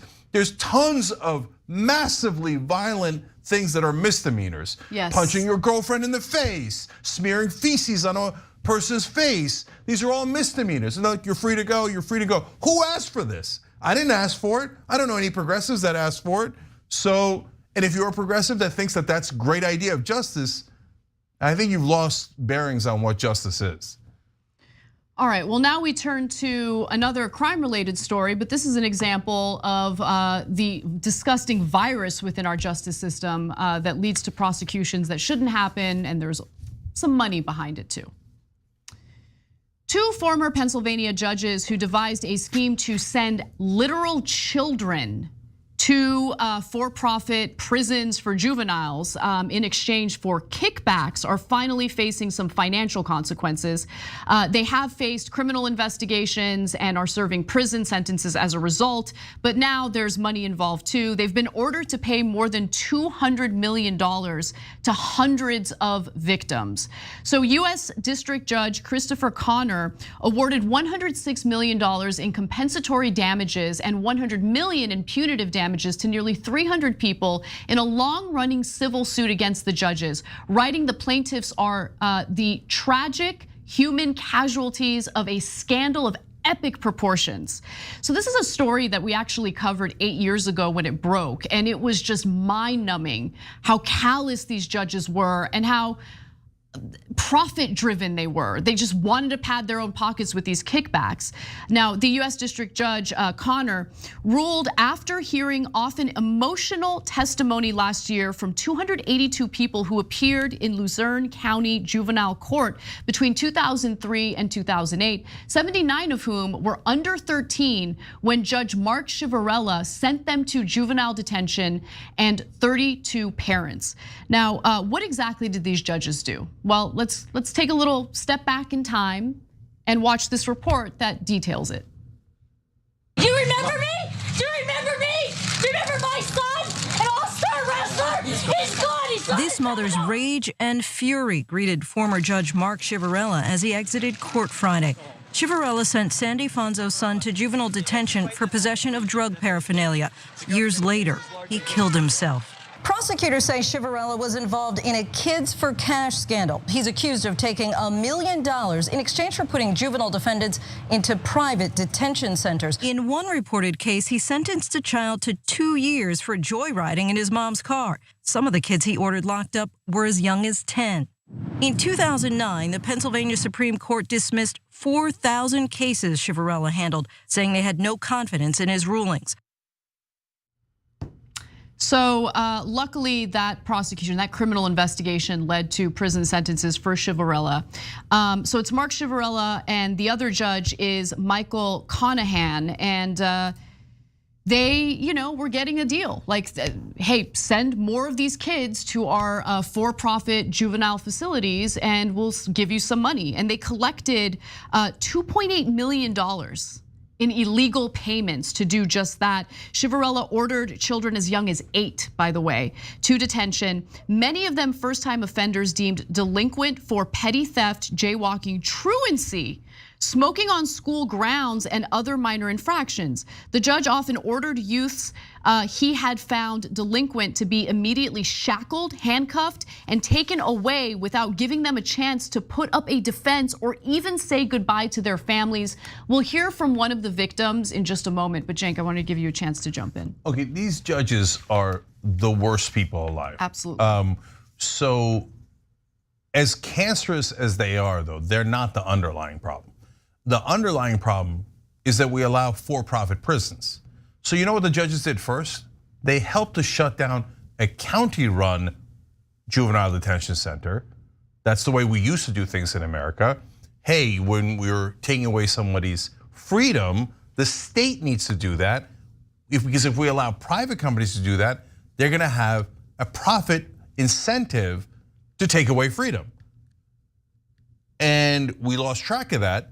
So now that for-profit prisons exist, for-profit prison bribes the judges shut down the county-run one. They then say to every kid that comes in, because they make money per kid, they're like, they don't care about the law or justice or anything. You come in for anything, boom, you're gone, guilty, guilty, guilty, because they're getting paid for it. Why? Because a for-profit prison is getting paid more and doing a kickback to them. Are we insane? Are we insane that we allow for-profit prisons? Yes. I guarantee you this is happening all across the country. You know why? Because there's evil people in the world. And the minute you give a profit motive for them, they're gonna do it. And by the way, of course, the for-profit prisons afterwards, and this is a case from a long time ago, got way smarter. They realized, oh, you don't bribe the judges one by one. You bribe the politicians. They shut down the public prisons for you. They start the private prisons, and then they make the laws tougher, and they shovel all these kids and take away their freedom so we can make a buck off of them. And then when we complain about it, and everybody agrees, the right wing agrees, left wing agrees, doesn't matter, they already bought the politicians, and it's already over. So they're doing this to your kids all across the country. And it ruins their lives. In fact, at the time this story broke 8 years ago, Democracy Now! Had talked to one of the victims, and she talked about what she experienced and how she didn't even realize she was being prosecuted by this judge until she was being booked. So let's take a look at that. I was about 14 years old, and I got into an argument with one of my friends, and all that happened was just a basic fight. She slapped me in the face, and I did the same thing back. There was no marks, no witnesses, nothing. It was just her word against my word. My only charges were simple assault and harassment, and I didn't even know that charges were pressed against me until I had to go down to the intake and probation and fill out a whole bunch of paperwork. It makes me really question other authority figures and people that we're supposed to look up to and trust. I mean, Chivarella has been a judge for a long time from what I know, and a well-respected one is what I thought, and I obviously not. It just really makes me question and not trust other people. I mean, if someone like Judge Chivarella can do this, then it makes me believe that anyone can betray the law. And I mean, think about how these are formative years for a person's life. And what she said there was heartbreaking because that'll change you. That'll do away with your innocence and your trust in humanity, right? Your trust in adults. An adult sent her to a for-profit juvenile facility just so he could collect kickbacks from the for-profit juvenile facility. And I'm happy that he's serving a prison sentence, 28-year prison sentence, Chivarella. I should note the other judge, Conahan, was sentenced to 17 years in prison, but was released to home confinement in 2020 due to the coronavirus pandemic. Yeah, he shouldn't have been released. I agree. You know how many poor middle class folks were released during COVID? My guess is 0 across the entire country. Do you know that they just cleaned out all the rich people from the jails during COVID? They would just go to the judges with their legal teams and go, oh my God, he could get COVID in prison. I mean, all he did was destroy the lives of all these kids, but he was a judge, he's among the elites. Oh, you're free to go. Home confinement my ass. I bet he's at Red Lobster right now. Okay, so anyways, look, one other thing that's super important here. So this is $200 million settlement. Not a settlement, but a fine, right? But the judges don't have that kind of money, so they're not really gonna collect. Who does have that kind of money? The for-profit prisons. Okay, now the depressing part is they already settled. And they settled for 25 million. Apparently that was a good decision by the for-profit prisons because they probably would have gotten a lot more than 200 million if that's what they put on the judges, okay? So, but wait a minute, why are we even having a conversation about fining the for-profit prisons? Why isn't their CEO in jail? Why does it still exist? This criminal enterprise imprisons kids for cash? You should shut it down immediately and arrest all the executives. Nope. Corporations are untouchable. So the real villains here are not just the for-profit prisons, but the politicians who allow them, and the sick system that we have, where you can't bribe the judges, that can get you jail time, but you could bribe politicians all day long, and that's what they figured out. And so now your kids are still suffering the same exact thing. It's just not been made legal.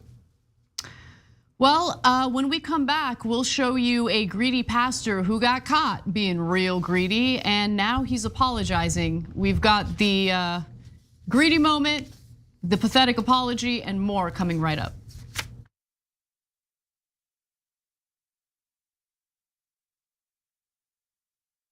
You're about to watch some behind the scenes footage of the Young Turks. Ooh. Now these are partial videos. If you want to get all of them, you become a member, go to tyt.com/join, and you'll get all the behind the scenes of me, Anna, John, JR, a little bit reality show like, tyt.com/join, and enjoy this.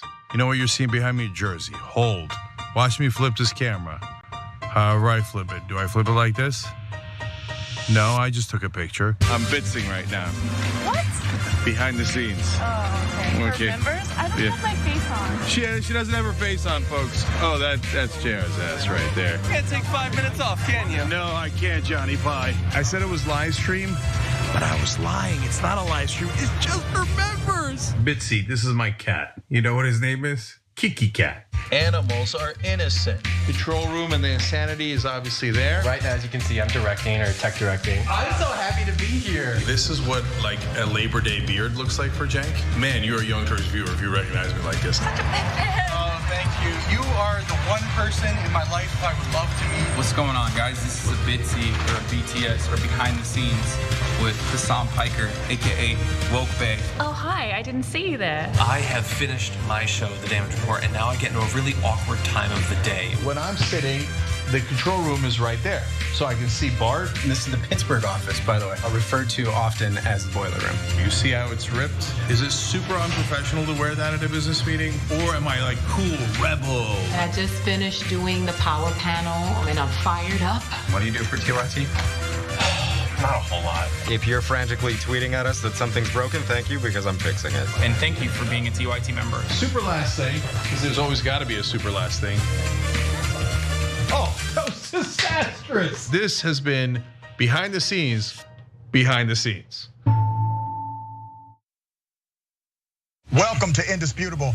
I'm your host, Dr. Rashad Richard. We got a lot happening today. But what do we do on this show? We tell the truth. You know why we tell the truth? Because the truth is simply indisputable. Rashad, great to be here. Congratulations on the new show. And I gotta let everybody know that Rashad and I go way back. Here's the pattern that we see in all of these Karen stories. They think they own stuff they do not own. Now, where does that come from? I don't know, maybe slavery. Maybe they think they should still own black people. This is what happens when Karens weaponize the police. When you're used to privilege, equality seems like oppression. It hits you in a certain way when someone is holding you against your will, treating you like you're a criminal and you're an innocent person. This is something that black people face no matter where they are. A stronger black economy lends itself to a stronger, greater economy. Don't think it's exclusive of you, it's inclusive of you. What's your beef with critical race theory? It adds more fuel to the fire of the racist tendencies that we already have. We have a generation of problem solvers that can remedy the problem if they are properly taught what the problem is. You know who created redlining in this country? The white liberal. I don't give a damn who created it. If it's a racist policy, Shelley, here's what I don't know. I don't know. See, there you go filibustering, brother. You're scared of this truth, but you're gonna get it, though.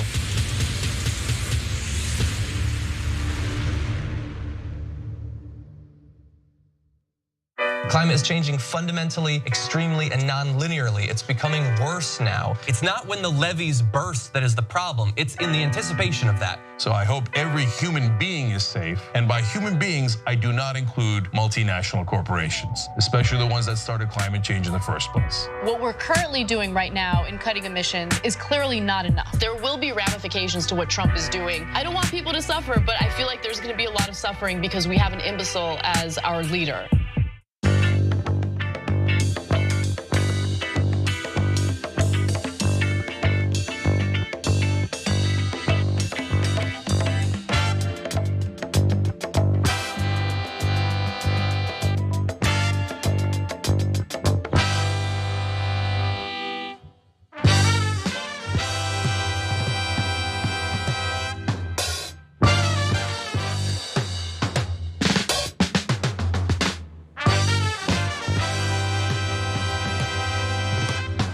Back on TYT, Cenk and Anna with you guys, and also a Florida Dragon who just joined, and then gifted 5 memberships. Amazing. You see, there are good things that come out of Florida. Yeah. Couple. Christian. Oh, okay, there you go. Yeah. Couple, there you go. All right, thank you guys. Join buttons below on YouTube. Everybody else, tyt.com/join. You see, we do good things with your money. We just hired 2 correspondents, including a Washington correspondent, and just hired Nina Turner for a show. All right, so Casper, what do we got? Let's get to our next story. And y'all know I asked for one last year. Here it is the whole way in August. I still ain't got it. Y'all ain't saying nothing. Let me kick down the door and talk to my cheap sons and daughters. That's Missouri pastor Carlton Funderburk shouting down his own parishioners for failing to buy him a fancy new watch. I don't want to hear no more excuses about what y'all can't afford. You can't afford it because you don't see the value here. Y'all hear from y'all pastor and father, I'm over y'all. I'm over your cheap expressions. See, that's how I know you still poor, broke, busted, and disgusted, because of how you've been honoring me. I'm not worth your McDonald's money. Come on. Come on. I'm not worth your Red Lobster money. I ain't worth your St. John knit. Y'all can't afford it no how. What are you guys doing? People in the background were like, hallelujah. Well, why are you there? Like, what? He's mad at his parishioners for failing to buy him a Movado watch. He's talking them down, calling them cheap. And they're like, yes, give me more. I don't understand humans. But anyway, let me give you more details. The clip featured Carlton Funderburk.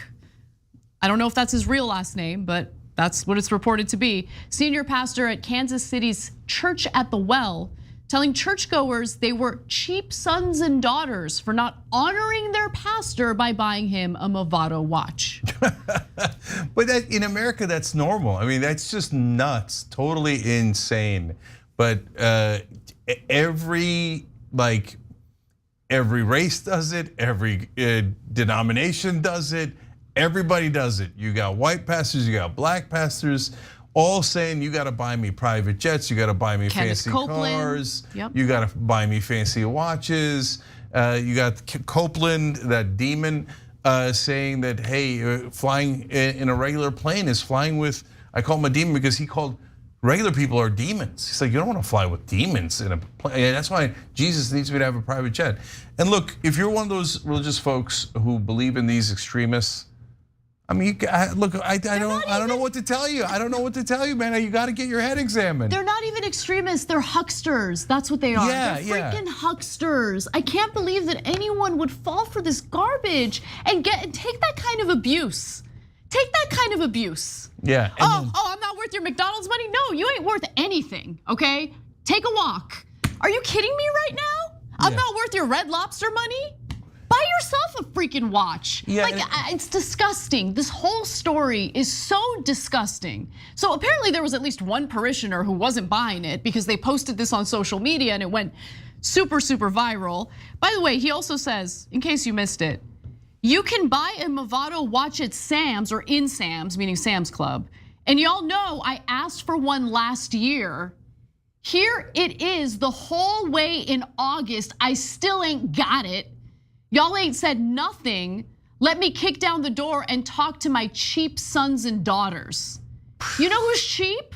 The huckster who needs to scam churchgoers to get a watch for himself. That's the cheap guy. The disgusting scam artist that, yeah, and you're right, he's not the only one. There's so many of them. What's wrong with Americans? Isn't your relationship with God supposed to be intimate and personal? You really think God is gonna give you the middle finger if you don't buy this random person a Movado watch? What is wrong with people? Yeah, so I like your distinction between extremists versus grifters, because there's extremist pastors who say, oh, you should hate gay people, you should hate these people, you should hate that people, right? And then there's the hucksters, which is a huge percentage of the pastors. Look, keep it real, keep it real. Why do they go into that line of work? Do you think it's because they're the most moral? Come on, guys, I love you, but you really believe that still to this day? No, that guy's good at talking. What do other people who are good at talking do? Unfortunately, a lot of them, and I hate to say this because I'm a talk show host, but a lot of them wind up scamming people for money. Politicians are relatively good at talking. What are they? Grifters, almost all of them. They're the top hucksters. Yeah. Talk show hosts, Fox News, every one of them is a goddamn liar. And honestly, a lot of the ones in establishment media are liars for corporations and the status quo. And so unfortunately in this country, if you can talk well, they're like, good, let's sign him up to rob people of money, okay? And so this guy's super obvious. And what is the other top thing that grifters do? They go to religion. Why? Because religious people, good folks, say, I'm not gonna operate based on logic, I'm gonna operate based on faith. But once you get divorced from logic, anybody can tell you anything and call it faith. And then all of a sudden, what happens? This is a tiny, tiny scam. The much larger scam is business interests in the 1970s. They even wrote a memo about it. Lewis Powell went on the Supreme Court. He wrote the memo that said, and it's not just him, they wrote other memos too, especially about religion. They said, why don't we just go get religious people to vote for Republicans so we can get tax cuts? Because you could tell religious people anything and they'll believe it. And unfortunately, this is a decent example of it. So now, but there's a difference now. Because the internet, they're getting caught. And he got caught. If he hadn't gotten caught, he'd still be yelling and screaming at them, telling them they're inferior and need to give him a watch. But since the internet's caught him, all of a sudden, a different reaction. All of a sudden, a very different reaction and a different tone. So let's take a look at a portion of his apology video. Though there is context behind the content of the clip, no context will suffice to explain the hurt and anguish caused by my words. I've spoken to those I am accountable to and have received their correction and instruction.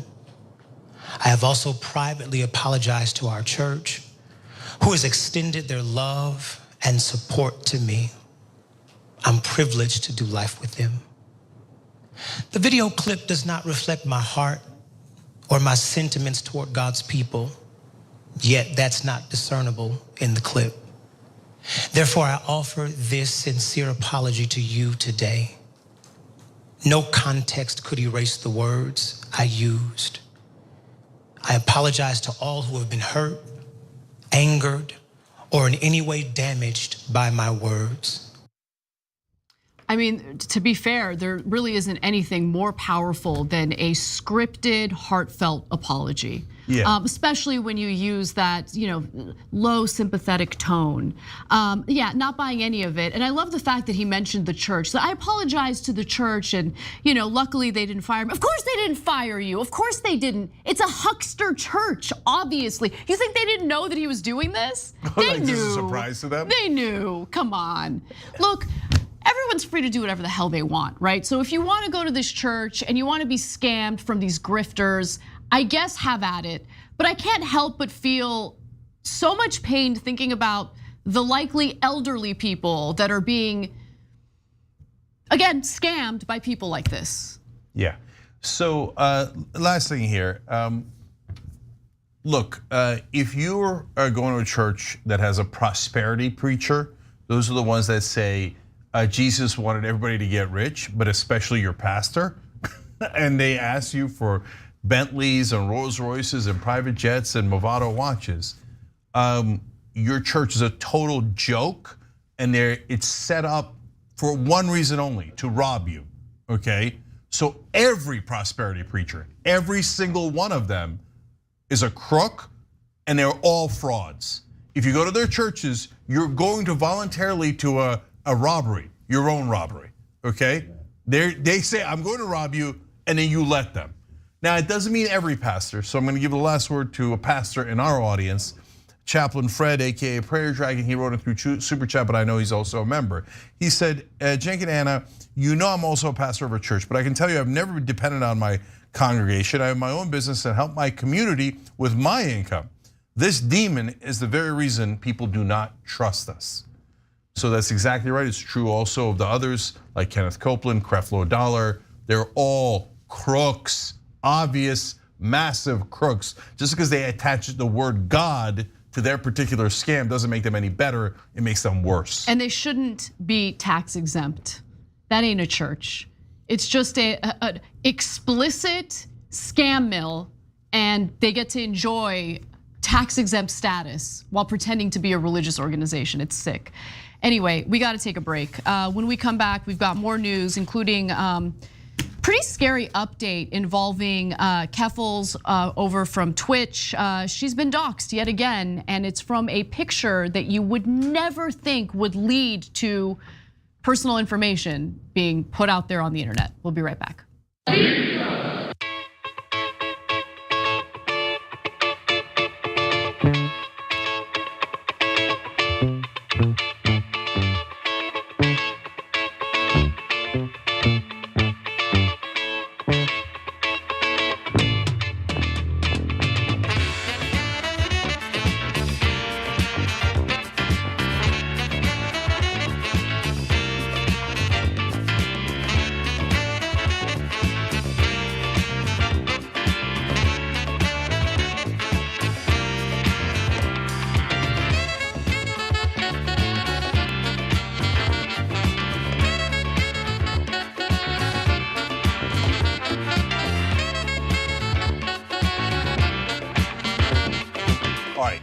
first member section, Jar of Jam Bongino writes in, these trash judges are from my area. They wrecked a lot of people's lives and destroyed many families due to their disgusting greed.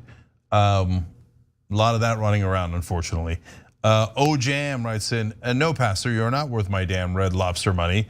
Keep the sermon. I'll take those Cheddar Bay biscuits all day, every day. Hell yeah. 100%. Don't give him your biscuits. He doesn't deserve it. Keep your own biscuits, okay? And by the way, you judge someone by their actions. I mean, and that's in the Bible too. So you see, Chaplain Fred, and you see him doing wonderful things in the world, and you want to help. That's great. Do that, right? Because you see him doing wonderful things and helping the community, etc. Your pastor does that. You see it with your own eyes. Great, help, right? But if you see them driving around in a Rolls Royce, the community is at best their distant second priority. It's not complicated. All right, Archer Spade says that bite back from Anna to Cenk is a genuine part of why I watch this show. They're referring to the very beginning of the show. In fact, we had a super chat on it too. Oh, here it is. Billy B. Taylor, did Anna just call Cenk loose? Because I remember we're talking about how we're going to keep the show tight. Oh, yes, actually. In that context, very loose. Okay, oftentimes. See this? But did people watch for the bite back? There's actually a story later about bite back. Of course. Nibble. Well, you'll see. McBain, AKA Icy Blue Dragon, writes, and I don't believe yet that a single Weisselberg is enough to sink a Titanic career criminal. So far, especially if Alvin Bragg's in charge, that's true. Ironman 42 gifted tier 1 sub, and we appreciate it. That's awesome. Akam Caesar said, Matthew Calamari is Squidward's in birth name. Okay, I'm sure John Idarola will appreciate that reference. I don't even know what the reference is, but I think John will appreciate it. I'm positive he'll know it. Felicia 808 said, thanks TYT for delivering great news. We appreciate you. Jim Frazier wrote in, would this be the possible future White House correspondent, Candace Cole? Let's go. Here we go. She's in Washington and we're certainly gonna try to get her into the White House. So hang on for that drama. Master Chef Dragoness wrote in, TYT must continue to call out the corruption and greed of those in power. Thank you for the occasional glimpse of hope. It's known that Bezos bucks are the best spent on Dragon Squad. Today, I'm 11 months more fortunate to contribute to a worthy cause.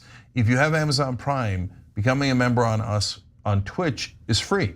So go to tyt.com/prime and take Jeff Bezos' money, he owns Twitch, and transfer it to us. It's free to you.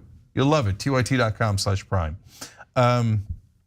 Hatchet Jack wrote in, Americans for Prosperity incessantly break into TYT programming. If you don't use your Bezos bucks, keep fighting the good fight. It's another good reason to do it. And Yeatwood Max says, drink when the hosts say Red Lobster.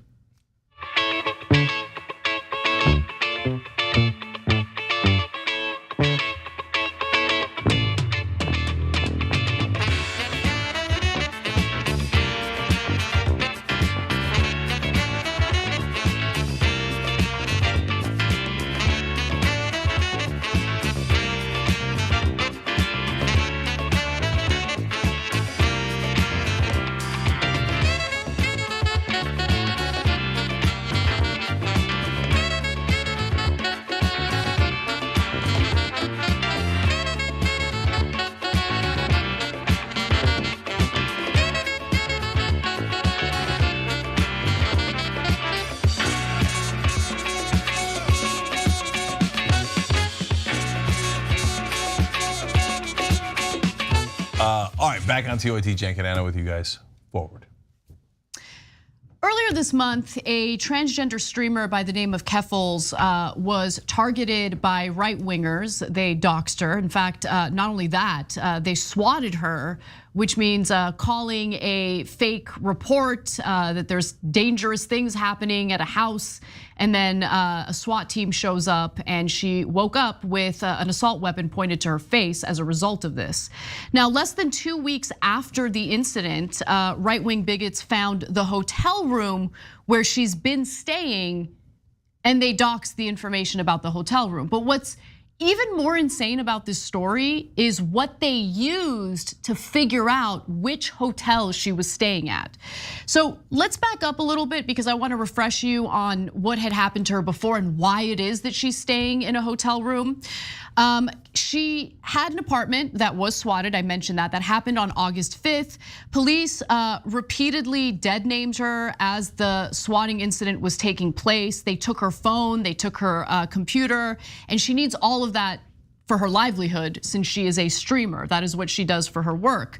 Now, she lived in a city in Canada that does not have any laws pertaining to swatting. So she started a GoFundMe page in order to raise enough money to fight to get her tech back, by the way. And on top of that, build a legal fund. And she wanted to move out because she didn't feel safe living where she had been living.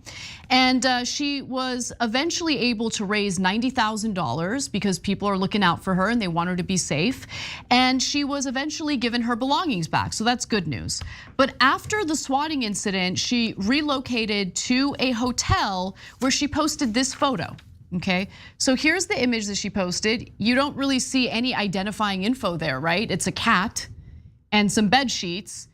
And apparently these bigots are so obsessed with her that less than 6 hours later, she received a notification for a pizza delivery that she didn't order. And that's a telltale sign. I have experienced this myself, okay? Pizza orders from several restaurants soon arrived at the hotel under Clara Sorrenti's dead name, by the way. They didn't use her Clara Sorrenti name, they used her dead name. The male name she was assigned at birth that she changed more than a decade ago. Now, right-wing bigots had deciphered which hotel she was staying at because they took a look at the sheets and then they proceeded to look into every hotel in that area to figure out which one of those hotels used the same sheets. So she picked up after she was getting these pizza deliveries. They know where I'm at. That's why they're sending me these pizzas. Obviously not paid for. The whole idea is to get the pizzas delivered. The delivery person is expecting payment, but you didn't order the pizza, so there is no payment. And then the restaurant gets super angry with you.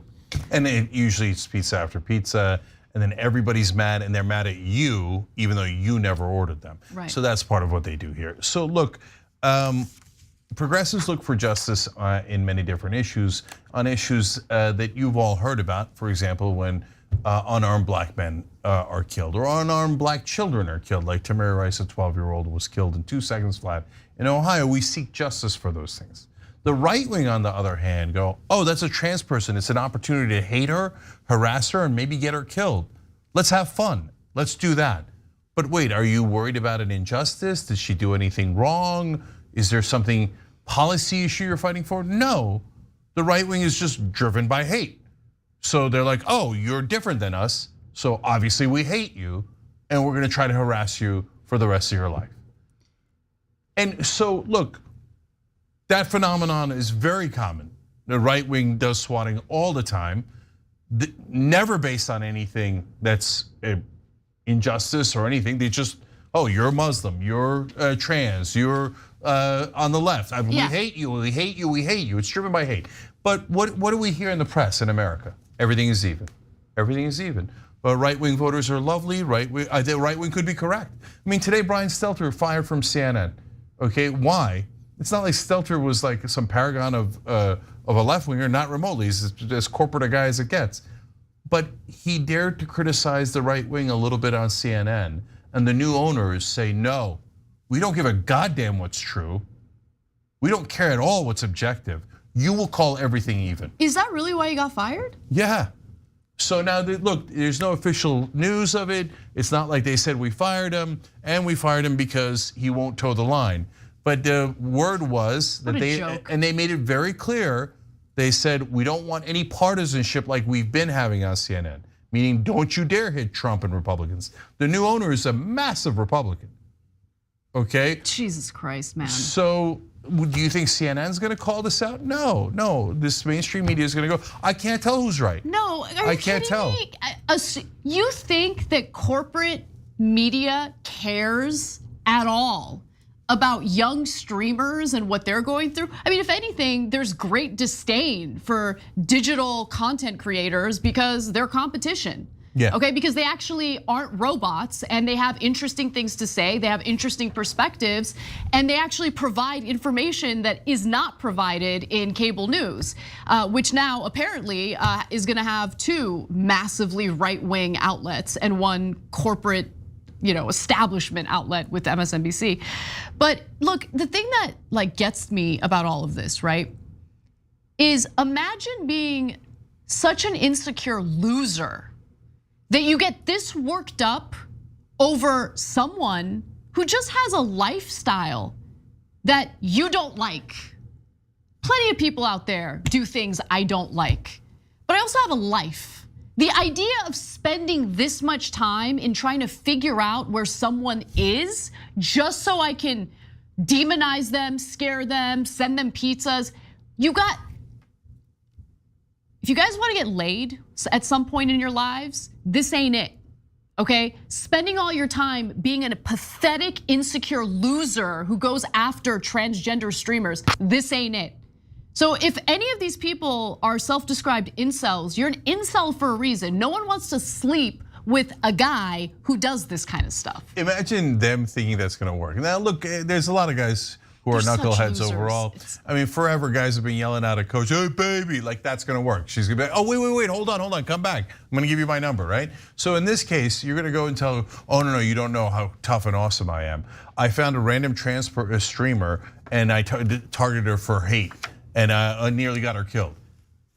Who's gonna be excited by that other than your fellow incel, right? No woman is gonna find that attractive. You're gonna find it absolutely gross. But it doesn't matter, you can't talk sense into them. But Anna, you made a great point there that I hadn't thought of it quite that way. There's different lifestyles I'm not into, like the wine connoisseurs. Rollerbladers, nothing wrong with it, okay? How's that for random? But it's not for me. Imagine if I was like, I'm gonna out all the rollerbladers. I'm gonna target them. I found your sheets. Oh, look at these rollerbladers, let's all hate them. The wine connoisseurs, oh, is it a Pinot? You would be like, what are you, you're totally insane. But they do it to a trans person because they don't like her lifestyle. That's equally insane on top of hateful and everything else. These are just incredibly insecure, unhappy people who are looking for an emotional release because they're so unhappy.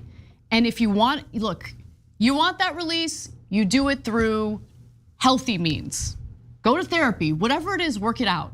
But causing pain and distress to others, it just ain't it. It ain't it, and it ain't gonna get you laid. I just don't understand these guys. The obsession with these hateful online forums like Kiwi Farms, apparently that's another one, right?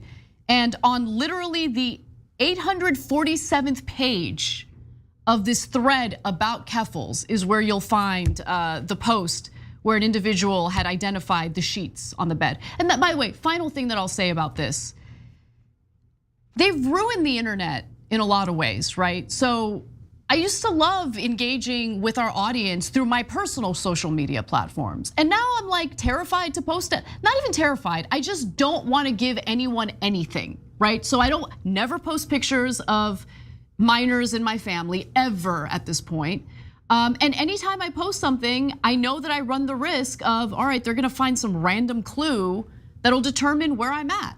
Yeah, that's why I don't use Instagram. People are like, oh, why don't you take pictures more often? You get, you took one by your house. Okay, now you have these lunatics who are filled with hate and rage and they'd like to do X, Y, and Z. This is the stuff that people on the left have to deal with all the time. That's why I get a little annoyed when one of the elites has to deal with it for like a second. Yeah. Like, oh, did anybody know what's going out there in the internet? Oh my God, yeah, look, just ask Keffels, ask anyone on the left that's had to deal with these trolls. And of course the cops couldn't care less. Finally, at least in this case, 6 days later, they turned around and they're like, oh, okay, it turns out you were swatted. Here's your stuff back, our bad. Okay, it took you 6 days to figure that out. Until then, the swatting was working and the cops were targeting her instead of the people who had committed the crime. It's insane. All right, let's get to our next story. Have someone that is better than Trump. way better than Trump. If you want to take advice from a guy who defamed family members who lost their children during the Sandy Hook massacre, Alex Jones is your man. He has some thoughts on who you should support as a Republican presidential candidate in 2024, and it ain't Trump. Let's watch. Pig-headedly support him a few years ago, even though I disagreed with his warp speed, because I thought that we had to keep him in office because of the nightmare scenario if Hillary or Biden got in, back before they were officially running. But that said, I am supporting DeSantis. DeSantis is just gone from being awesome to being unbelievably good. And I don't just watch a man's actions, as Christ said, judge a tree by its fruits. I can also look in his eyes on HD video, and I see the real sincerity. You know, I will say the incredible thing is how Alex Jones can regularly humiliate himself, including during the recent trial with Sandy Hook victims, and still take himself very seriously. The guy takes himself super seriously, like the stacks and stacks of papers on his desk, right? Honestly, the serious look on his face as he's talking about who you should support and endorse for the 2024 Republican primary. Like, you're not a serious person, and pig-headed, perfect way to describe yourself. Go ahead, Jake. Okay, but I'm gonna give a caveat there. And it's an important caveat. But first, I think he's copying me on the stack of papers. When I used to do the show by myself, I would have all those stories laid out. You don't, so maybe he stumbled onto the same exact thing. But anyways, tiny part of the story, totally irrelevant overall. Now, I will give Alex Jones credit. He is a fascinating entertainer, right? Because he says weird things that capture your attention all the time. Like, it's not just that I judge him by his actions, but I looked into his eyes in HD video. What is that? Why are you saying that? What a weird thing to say, right? But the minute he says it, you're like, HD video? Like, he's always saying something super weird where people go, wait, what? Okay, and then you keep watching him. So that's my damning with faint praise. But now here's an actual issue where this is my caveat to you, Anna. He's not a serious person, he's a lunatic. And he's by the way, like the pastor we covered earlier, that was trying to hoodwink his audience for a Movado watch. I mean, that's Alex Jones. He just didn't go into becoming a pastor. He did this instead. He did this grift instead. And that's why he'll be like, oh, you got low testosterone. The government's giving you low testosterone, and so is Bill Gates and Fauci. Oh, look at this, what a wonderful coincidence. I'm selling high testosterone penis pills. Everybody buy these. And they do, they buy them so much. How dare you besmirch the products he sells, okay? They're not penis pills, it's referred to as Instahard, okay?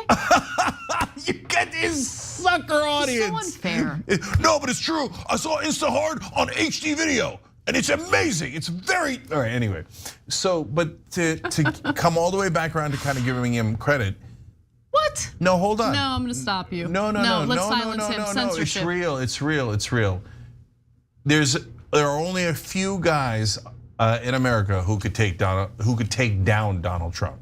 So like today, I have friends who are texting me, oh, I wonder if Liz Cheney will be. Oh, come on. Are you kidding me? Are you kidding me? Liz Cheney? And then they're like, how about Jeff Flake? I'm like, I really didn't know if it was a joke, right? No, DeSantis might be able to beat Trump, but he's got to have a real intestinal fortitude to take on Trump if Trump is not completely flagging, right? Because that is going to be a fight of a lifetime. And there's only a couple other guys who could do serious damage. Tucker Carlson's the second one, and Alex Jones is the third one, because they have credibility with the nutso base. So the Liz Cheneys, the Jeff Flakes, all those guys who are never Trumpers or whatever, they got no credibility with Republican voters. And here's what Washington cannot understand. They think, this extreme right wing voted down Liz Cheney, but it's so weird. It was a blowout. I don't understand it, because they think the extreme right wing is like 5% of the Republican Party. No, you schmucks, it's 95% of the Republican Party. So when Alex Jones says I'm done with Trump, that's a heavy blow to Trump. But don't get too excited either, because Alex Jones said not. He could change his mind tomorrow. Jake, there is nothing to get excited about in this story, okay? It's like a murderer's row of terrible people that could run for president in the Republican ticket. Like, I'm not, like, Ron DeSantis, Donald Trump, like Rudy Giuliani, who knows, who cares? Like, they're all terrible, right?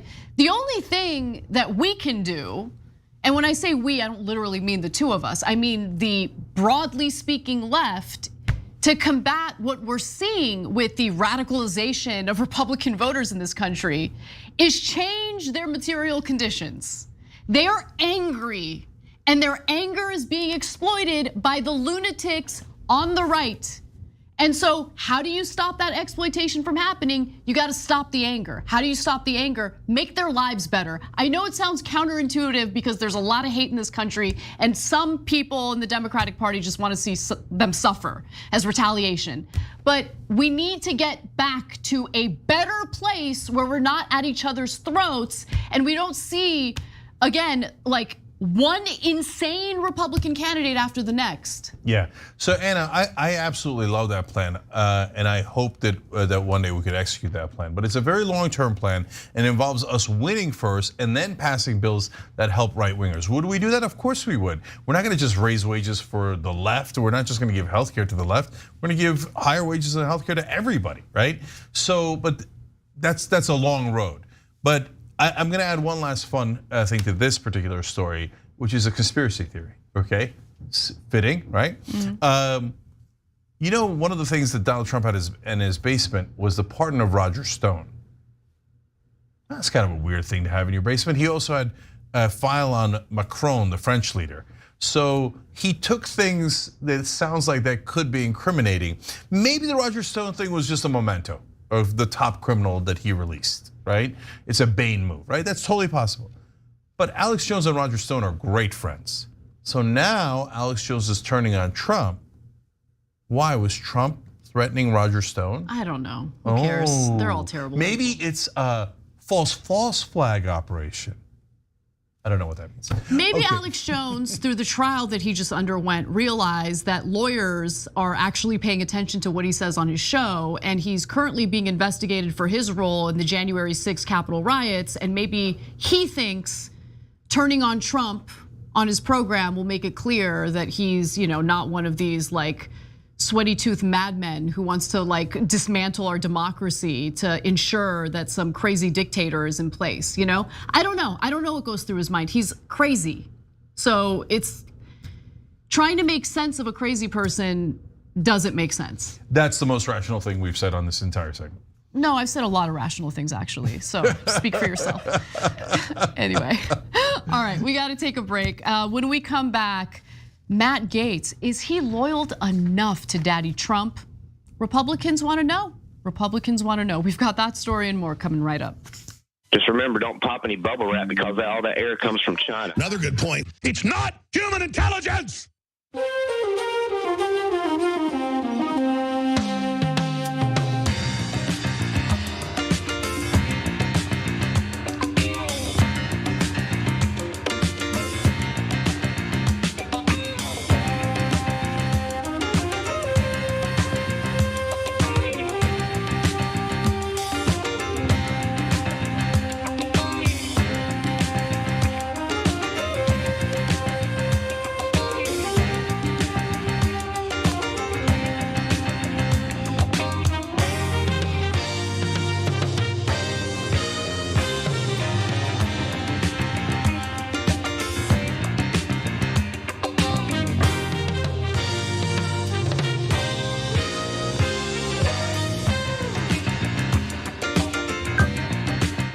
All right, back on TYT. Two things. First, shoptyt.com.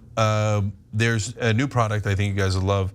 A fan got a tattoo of Anna's viral video, the quote, "I don't care what the Bible says," in response to the Supreme Court's decision about Roe. So we have that design. You don't have to get a tattoo, okay? But you can get shirts that says, "I don't care what the Bible says," Anna 11:18. Okay, I'm not sure what the reference to 11:18 is. Do you know? The date? Oh, maybe, I don't know. Anyways, okay, shoptyt.com. Secondly, aspiration. Have we planted a TYT forest? Yes. Should that forest get to 1 million trees? Yes. Are you gonna be able to track your ecological footprint through aspiration? Yes. Are you gonna get better rates than anywhere else? Yes. Is there any reason not to move your money to aspiration? No. So let's do it now. Aspiration.com/TYT. I use it. I love it. Aspiration.com/TYT. Check it out. Okay, now, member section. Jeanette Villanova actually makes a good point. Alex Jones is such an ass kisser.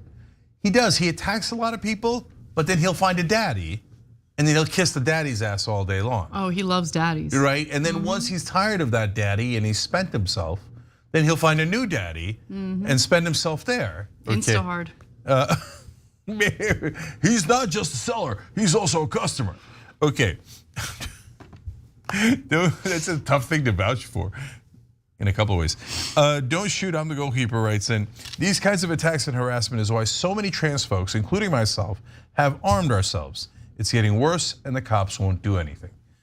The fact that the cops won't do anything is the through line through almost all the stories. Yes, yep. Like just for God's sake. And by the way, mayors, like progressive mayors, you wanna take action? Like tell the cops, hey, do your goddamn jobs. No, everybody's scared of the cops. All right, I wanna shout out to Mary Animal. She's one of our fantastic mods on Twitch. Happy birthday. Okay, so there's that. JJesper82 says the dream team duo. Much love to you, Jank and Anna, and to the entire TYT crew. Well, not a big deal, but okay. Thank you. Well, if you want to call us the dream team, I guess. I mean, people are talking about it, chitter chatter. Nothing I can do about it. I report the news. Ugarian? The Ugarian show? Oh, that's not bad. That sounds like, no, I'm gonna talk about that in the post game. Oh, okay. Okay, What's Up Society gifted 10 subs because they're an awesome person. That's on Twitch. And Always Sunny in Delawarefia gifted 5 subs, also an excellent person. Bimmer Geek makes a good point about these people targeting CAFLs. They need to get a life. Holy hell, totally agree with that. Oh, here's another good point. You can sign up to become a member at tyt.com/join.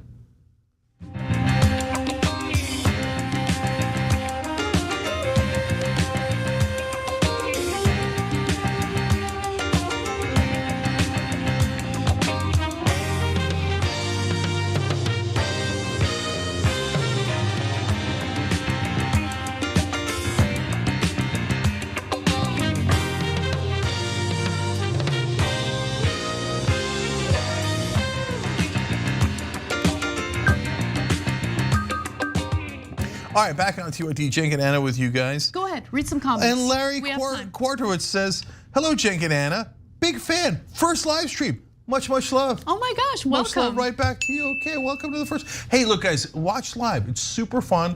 A lot of stuff never goes into the clips on YouTube. Okay, I'm serious. Like we have a ton of fun during the live show. So make sure you share the stream, tell your friends, come every day. 6 o'clock to 8 o'clock Eastern, you'll love it. If you want, tune in a half an hour early, check out the conversation. Really interesting debates and interviews there. All right, Casper, what's the next on this show? All right, so could Matt Gaetz be the FBI informant who tipped the DOJ to the fact that Donald Trump was in possession of top secret and classified documents?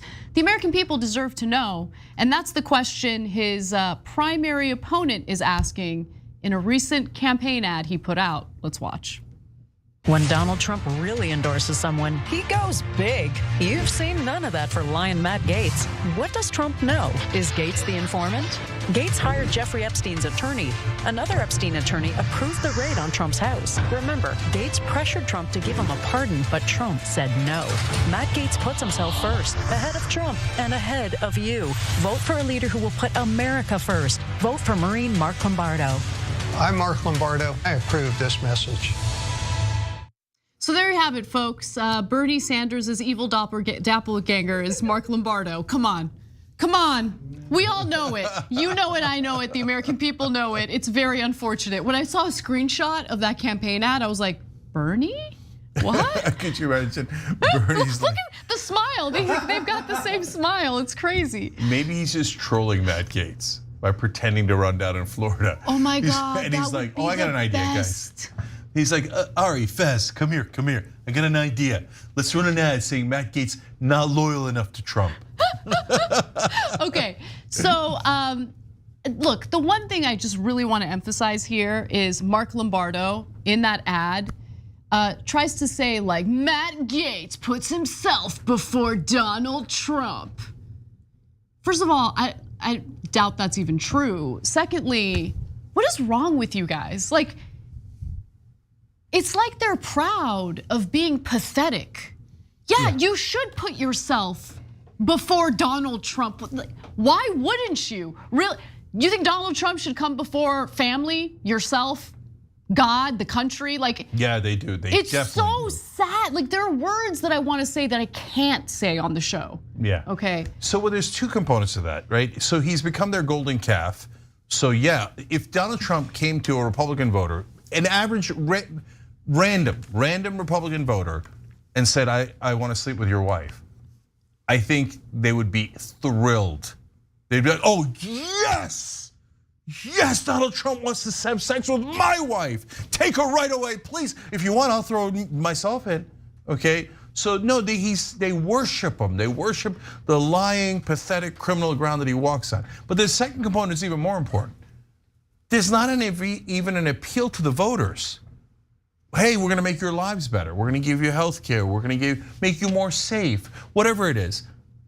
They are appealing to Republican voters by saying, you're not at all important, but this son of a bitch hasn't kissed Donald Trump's ass enough. He's only halfway up his sphincter. I will be fully up his sphincter, this doppelganger says. It's just Lombardo.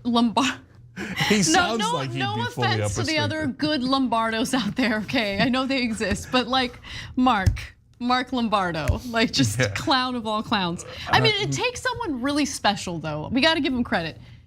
Someone super special to out cringe Matt Gaetz. Yeah. Because Lombardo did it with this ad. Now, Mark Lombardo, a Maine combat veteran, bills himself as an America First conservative. No, that's unacceptable. America First conservative? Trump first. Trump first, then America, okay. Maybe.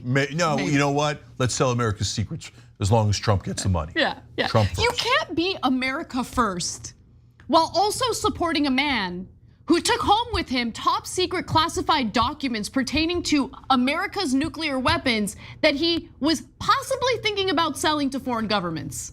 That ain't America First, Lombardo. Like, besides which, America is about equality and justice. At least it's supposed to be. They hate the idea of equality and justice. Absolutely. So let me continue with that graphic. On his site, Lombardo's site, he accuses Gaetz of repeatedly showing poor judgment. Well, that's true. And putting his political interests ahead of yours. That's also true. So the second half of that, totally accurate. Lombardo, we see each other on that. However, everything else you're pretty much wrong on.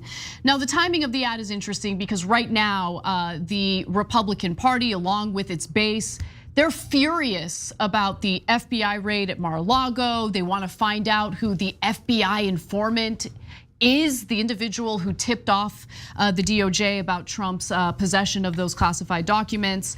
But there's no evidence indicating that Matt Gaetz is that guy. Like, in fact, if you pay close attention to the ad that Lombardo put out, it's like, this lawyer happens to work at a law firm where another lawyer did this. It's like, and Jeffrey Epstein. Therefore, Matt Gaetz might be the FBI informant. And I don't know, some people, they might just fall for it, who knows? No, there's another amazing part of that. Matt Gaetz is accused of sleeping with an underage girl. Lombardo does not use that against him. He doesn't care, who cares? No, but he says, but he is connected to an Epstein attorney and a former Epstein attorney, which is not exactly accurate, but a former Epstein attorney, he says, ordered the raid on the FBI raid on Mar-A Lago. So who cares that Matt Gaetz is potentially sleeping with underage girls and is using Epstein's lawyer in regards to the underage girls? No one cares. But it might be connected to the raid. He's betrayed Donald Trump. That's a serious crime. Can you believe what he's doing? Whereas he will be the full Lombardo, all the way up Trump's ass. Oh my God, it's so pathetic, man. So many men in line to be unmanned by a massive buffoon, Donald Trump. Yeah. I've never seen anything like it. It's both amusing and entertaining, but also very, very sad. Because you want to talk about the so-called pussification of men. That's what we hear from like the Tucker Carlsons of the world, right? And then they blame the feminists for it. But you guys are volunteering. Like they're raising their hands like, no, I can be the biggest one. I can be the biggest one. Yeah, I mean, it's so true. I mean, another word they use is wussification, right? Yeah. They're like, oh, the wussification of men in America. No, men aren't men anymore. Donald Trump, is he on? Oh my God, I love Donald Trump. Oh, I'll do anything for him. Oh, please step on me, Donald Trump. Sit on me, please sit on me. Okay, you guys are the thing that you're afraid of. Like, and that's really, all it is a battle of their own insecurity that they're projecting onto the world. Absolutely, that's absolutely correct. Okay, so Matt Gaetz has hit back at Lombardo on this and says, through a statement, through his campaign, President Trump has endorsed Congressman Gaetz, has praised him profusely. He loves me more. He loves me more. Daddy loves me more. Oh, I'm up further than Europe. I see you behind me in the anus. Oh, you're right there. I'm in front. That's all I see. That's all I hear. Okay, has praised him profusely as recently as 10 days ago at CPAC, and is sending his son Don Jr. to Pensacola to campaign for Gaetz. Mark Lombardo's campaign lacks events, supporters, energy, and truthfulness. His defeat next Tuesday will leave him $1 million poor and rightfully humiliated. And Lombardo wanted to strike back at that statement. Matt Gaetz is a hypocrite and nothing but a me-first professional politician who entangled himself in a child sex trafficking investigation. Oh, finally, okay. And then sought a pardon for any and all crimes to keep himself out of jail. It's not surprising he used his campaign donors' money to pay pedophile Jeffrey Epstein's attorney. Maybe he had that child sex trafficking allegation in his back pocket. He's like, you wanna come for me? Trump loves me more.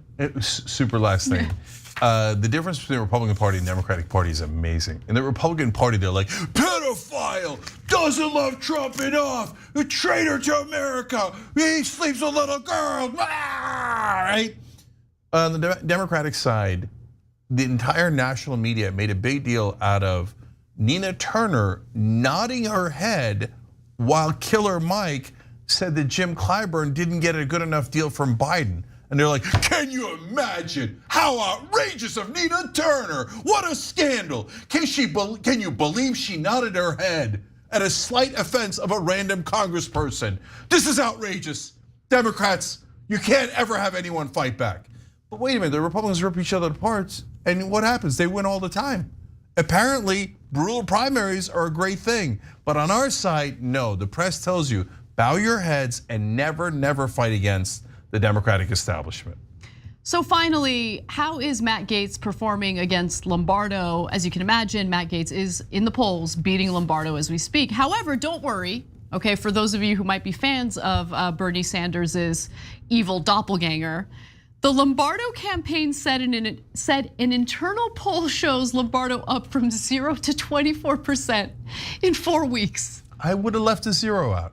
I would have said, hey, we're up 24 points in 4 weeks. But Lombardo went to full Lombardo. You know what? And he's like, okay. You go for it, Lombardo. I was a 0, okay, fine, I was a 0. Okay, but I'm up to 24 after I put in a lot of money and called the other guy a pedophile. Okay, now I say he didn't kiss Trump's ass enough. That's the biggest crime in America. Okay. I got Matt Calamari on my side, okay? No, that's not true. His name was Matt Calamari, right? Yeah. That was something from the first start. Yeah, anyways. I ruined it. No.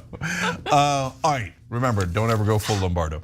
Okay, so now, 2 things. One, amazing post game. That rental story, we're gonna do it, right? I love that rental story. We're doing the rental story. Okay. Super exciting. A guy, no. A guy asked for something he shouldn't ask for in a rental agreement. I think you're gonna find that interesting. And then Melinda Agaton just wrote in a super chat. I just joined yesterday. I think you all are amazing. And Vinny Holiday said, Anna, when did progressives start ignoring the need for some policing? I feel like you're the only progressive arguing for proper levels of justice / police accountability, and I really appreciate it. Thank you. Ben Burgess does too, but thank you for that. Vinny, you're awesome. We'll see you there.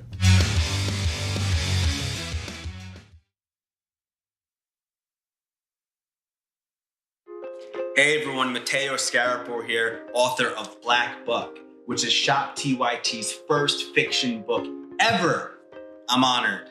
So, Black Buck is about a young man named Darren who's living in Bed-Stuy, Brooklyn. He lives with his mom, he has his girlfriend, he has his best friend, he has his neighborhood, and his neighborhood has him. Darren's also working at a Starbucks in Midtown Manhattan. And one day, this man, real suave and good looking, comes in and asks Darren to give him his regular. But for some reason, Darren says no. This man named Rhett Daniels, who's the CEO of a startup called Someone, located on the 36th floor of the same building, is impressed. And he invites Darren upstairs, and then he extends an offer to join his elite sales team. Darren reluctantly joins, and he soon realizes that he's not the only Black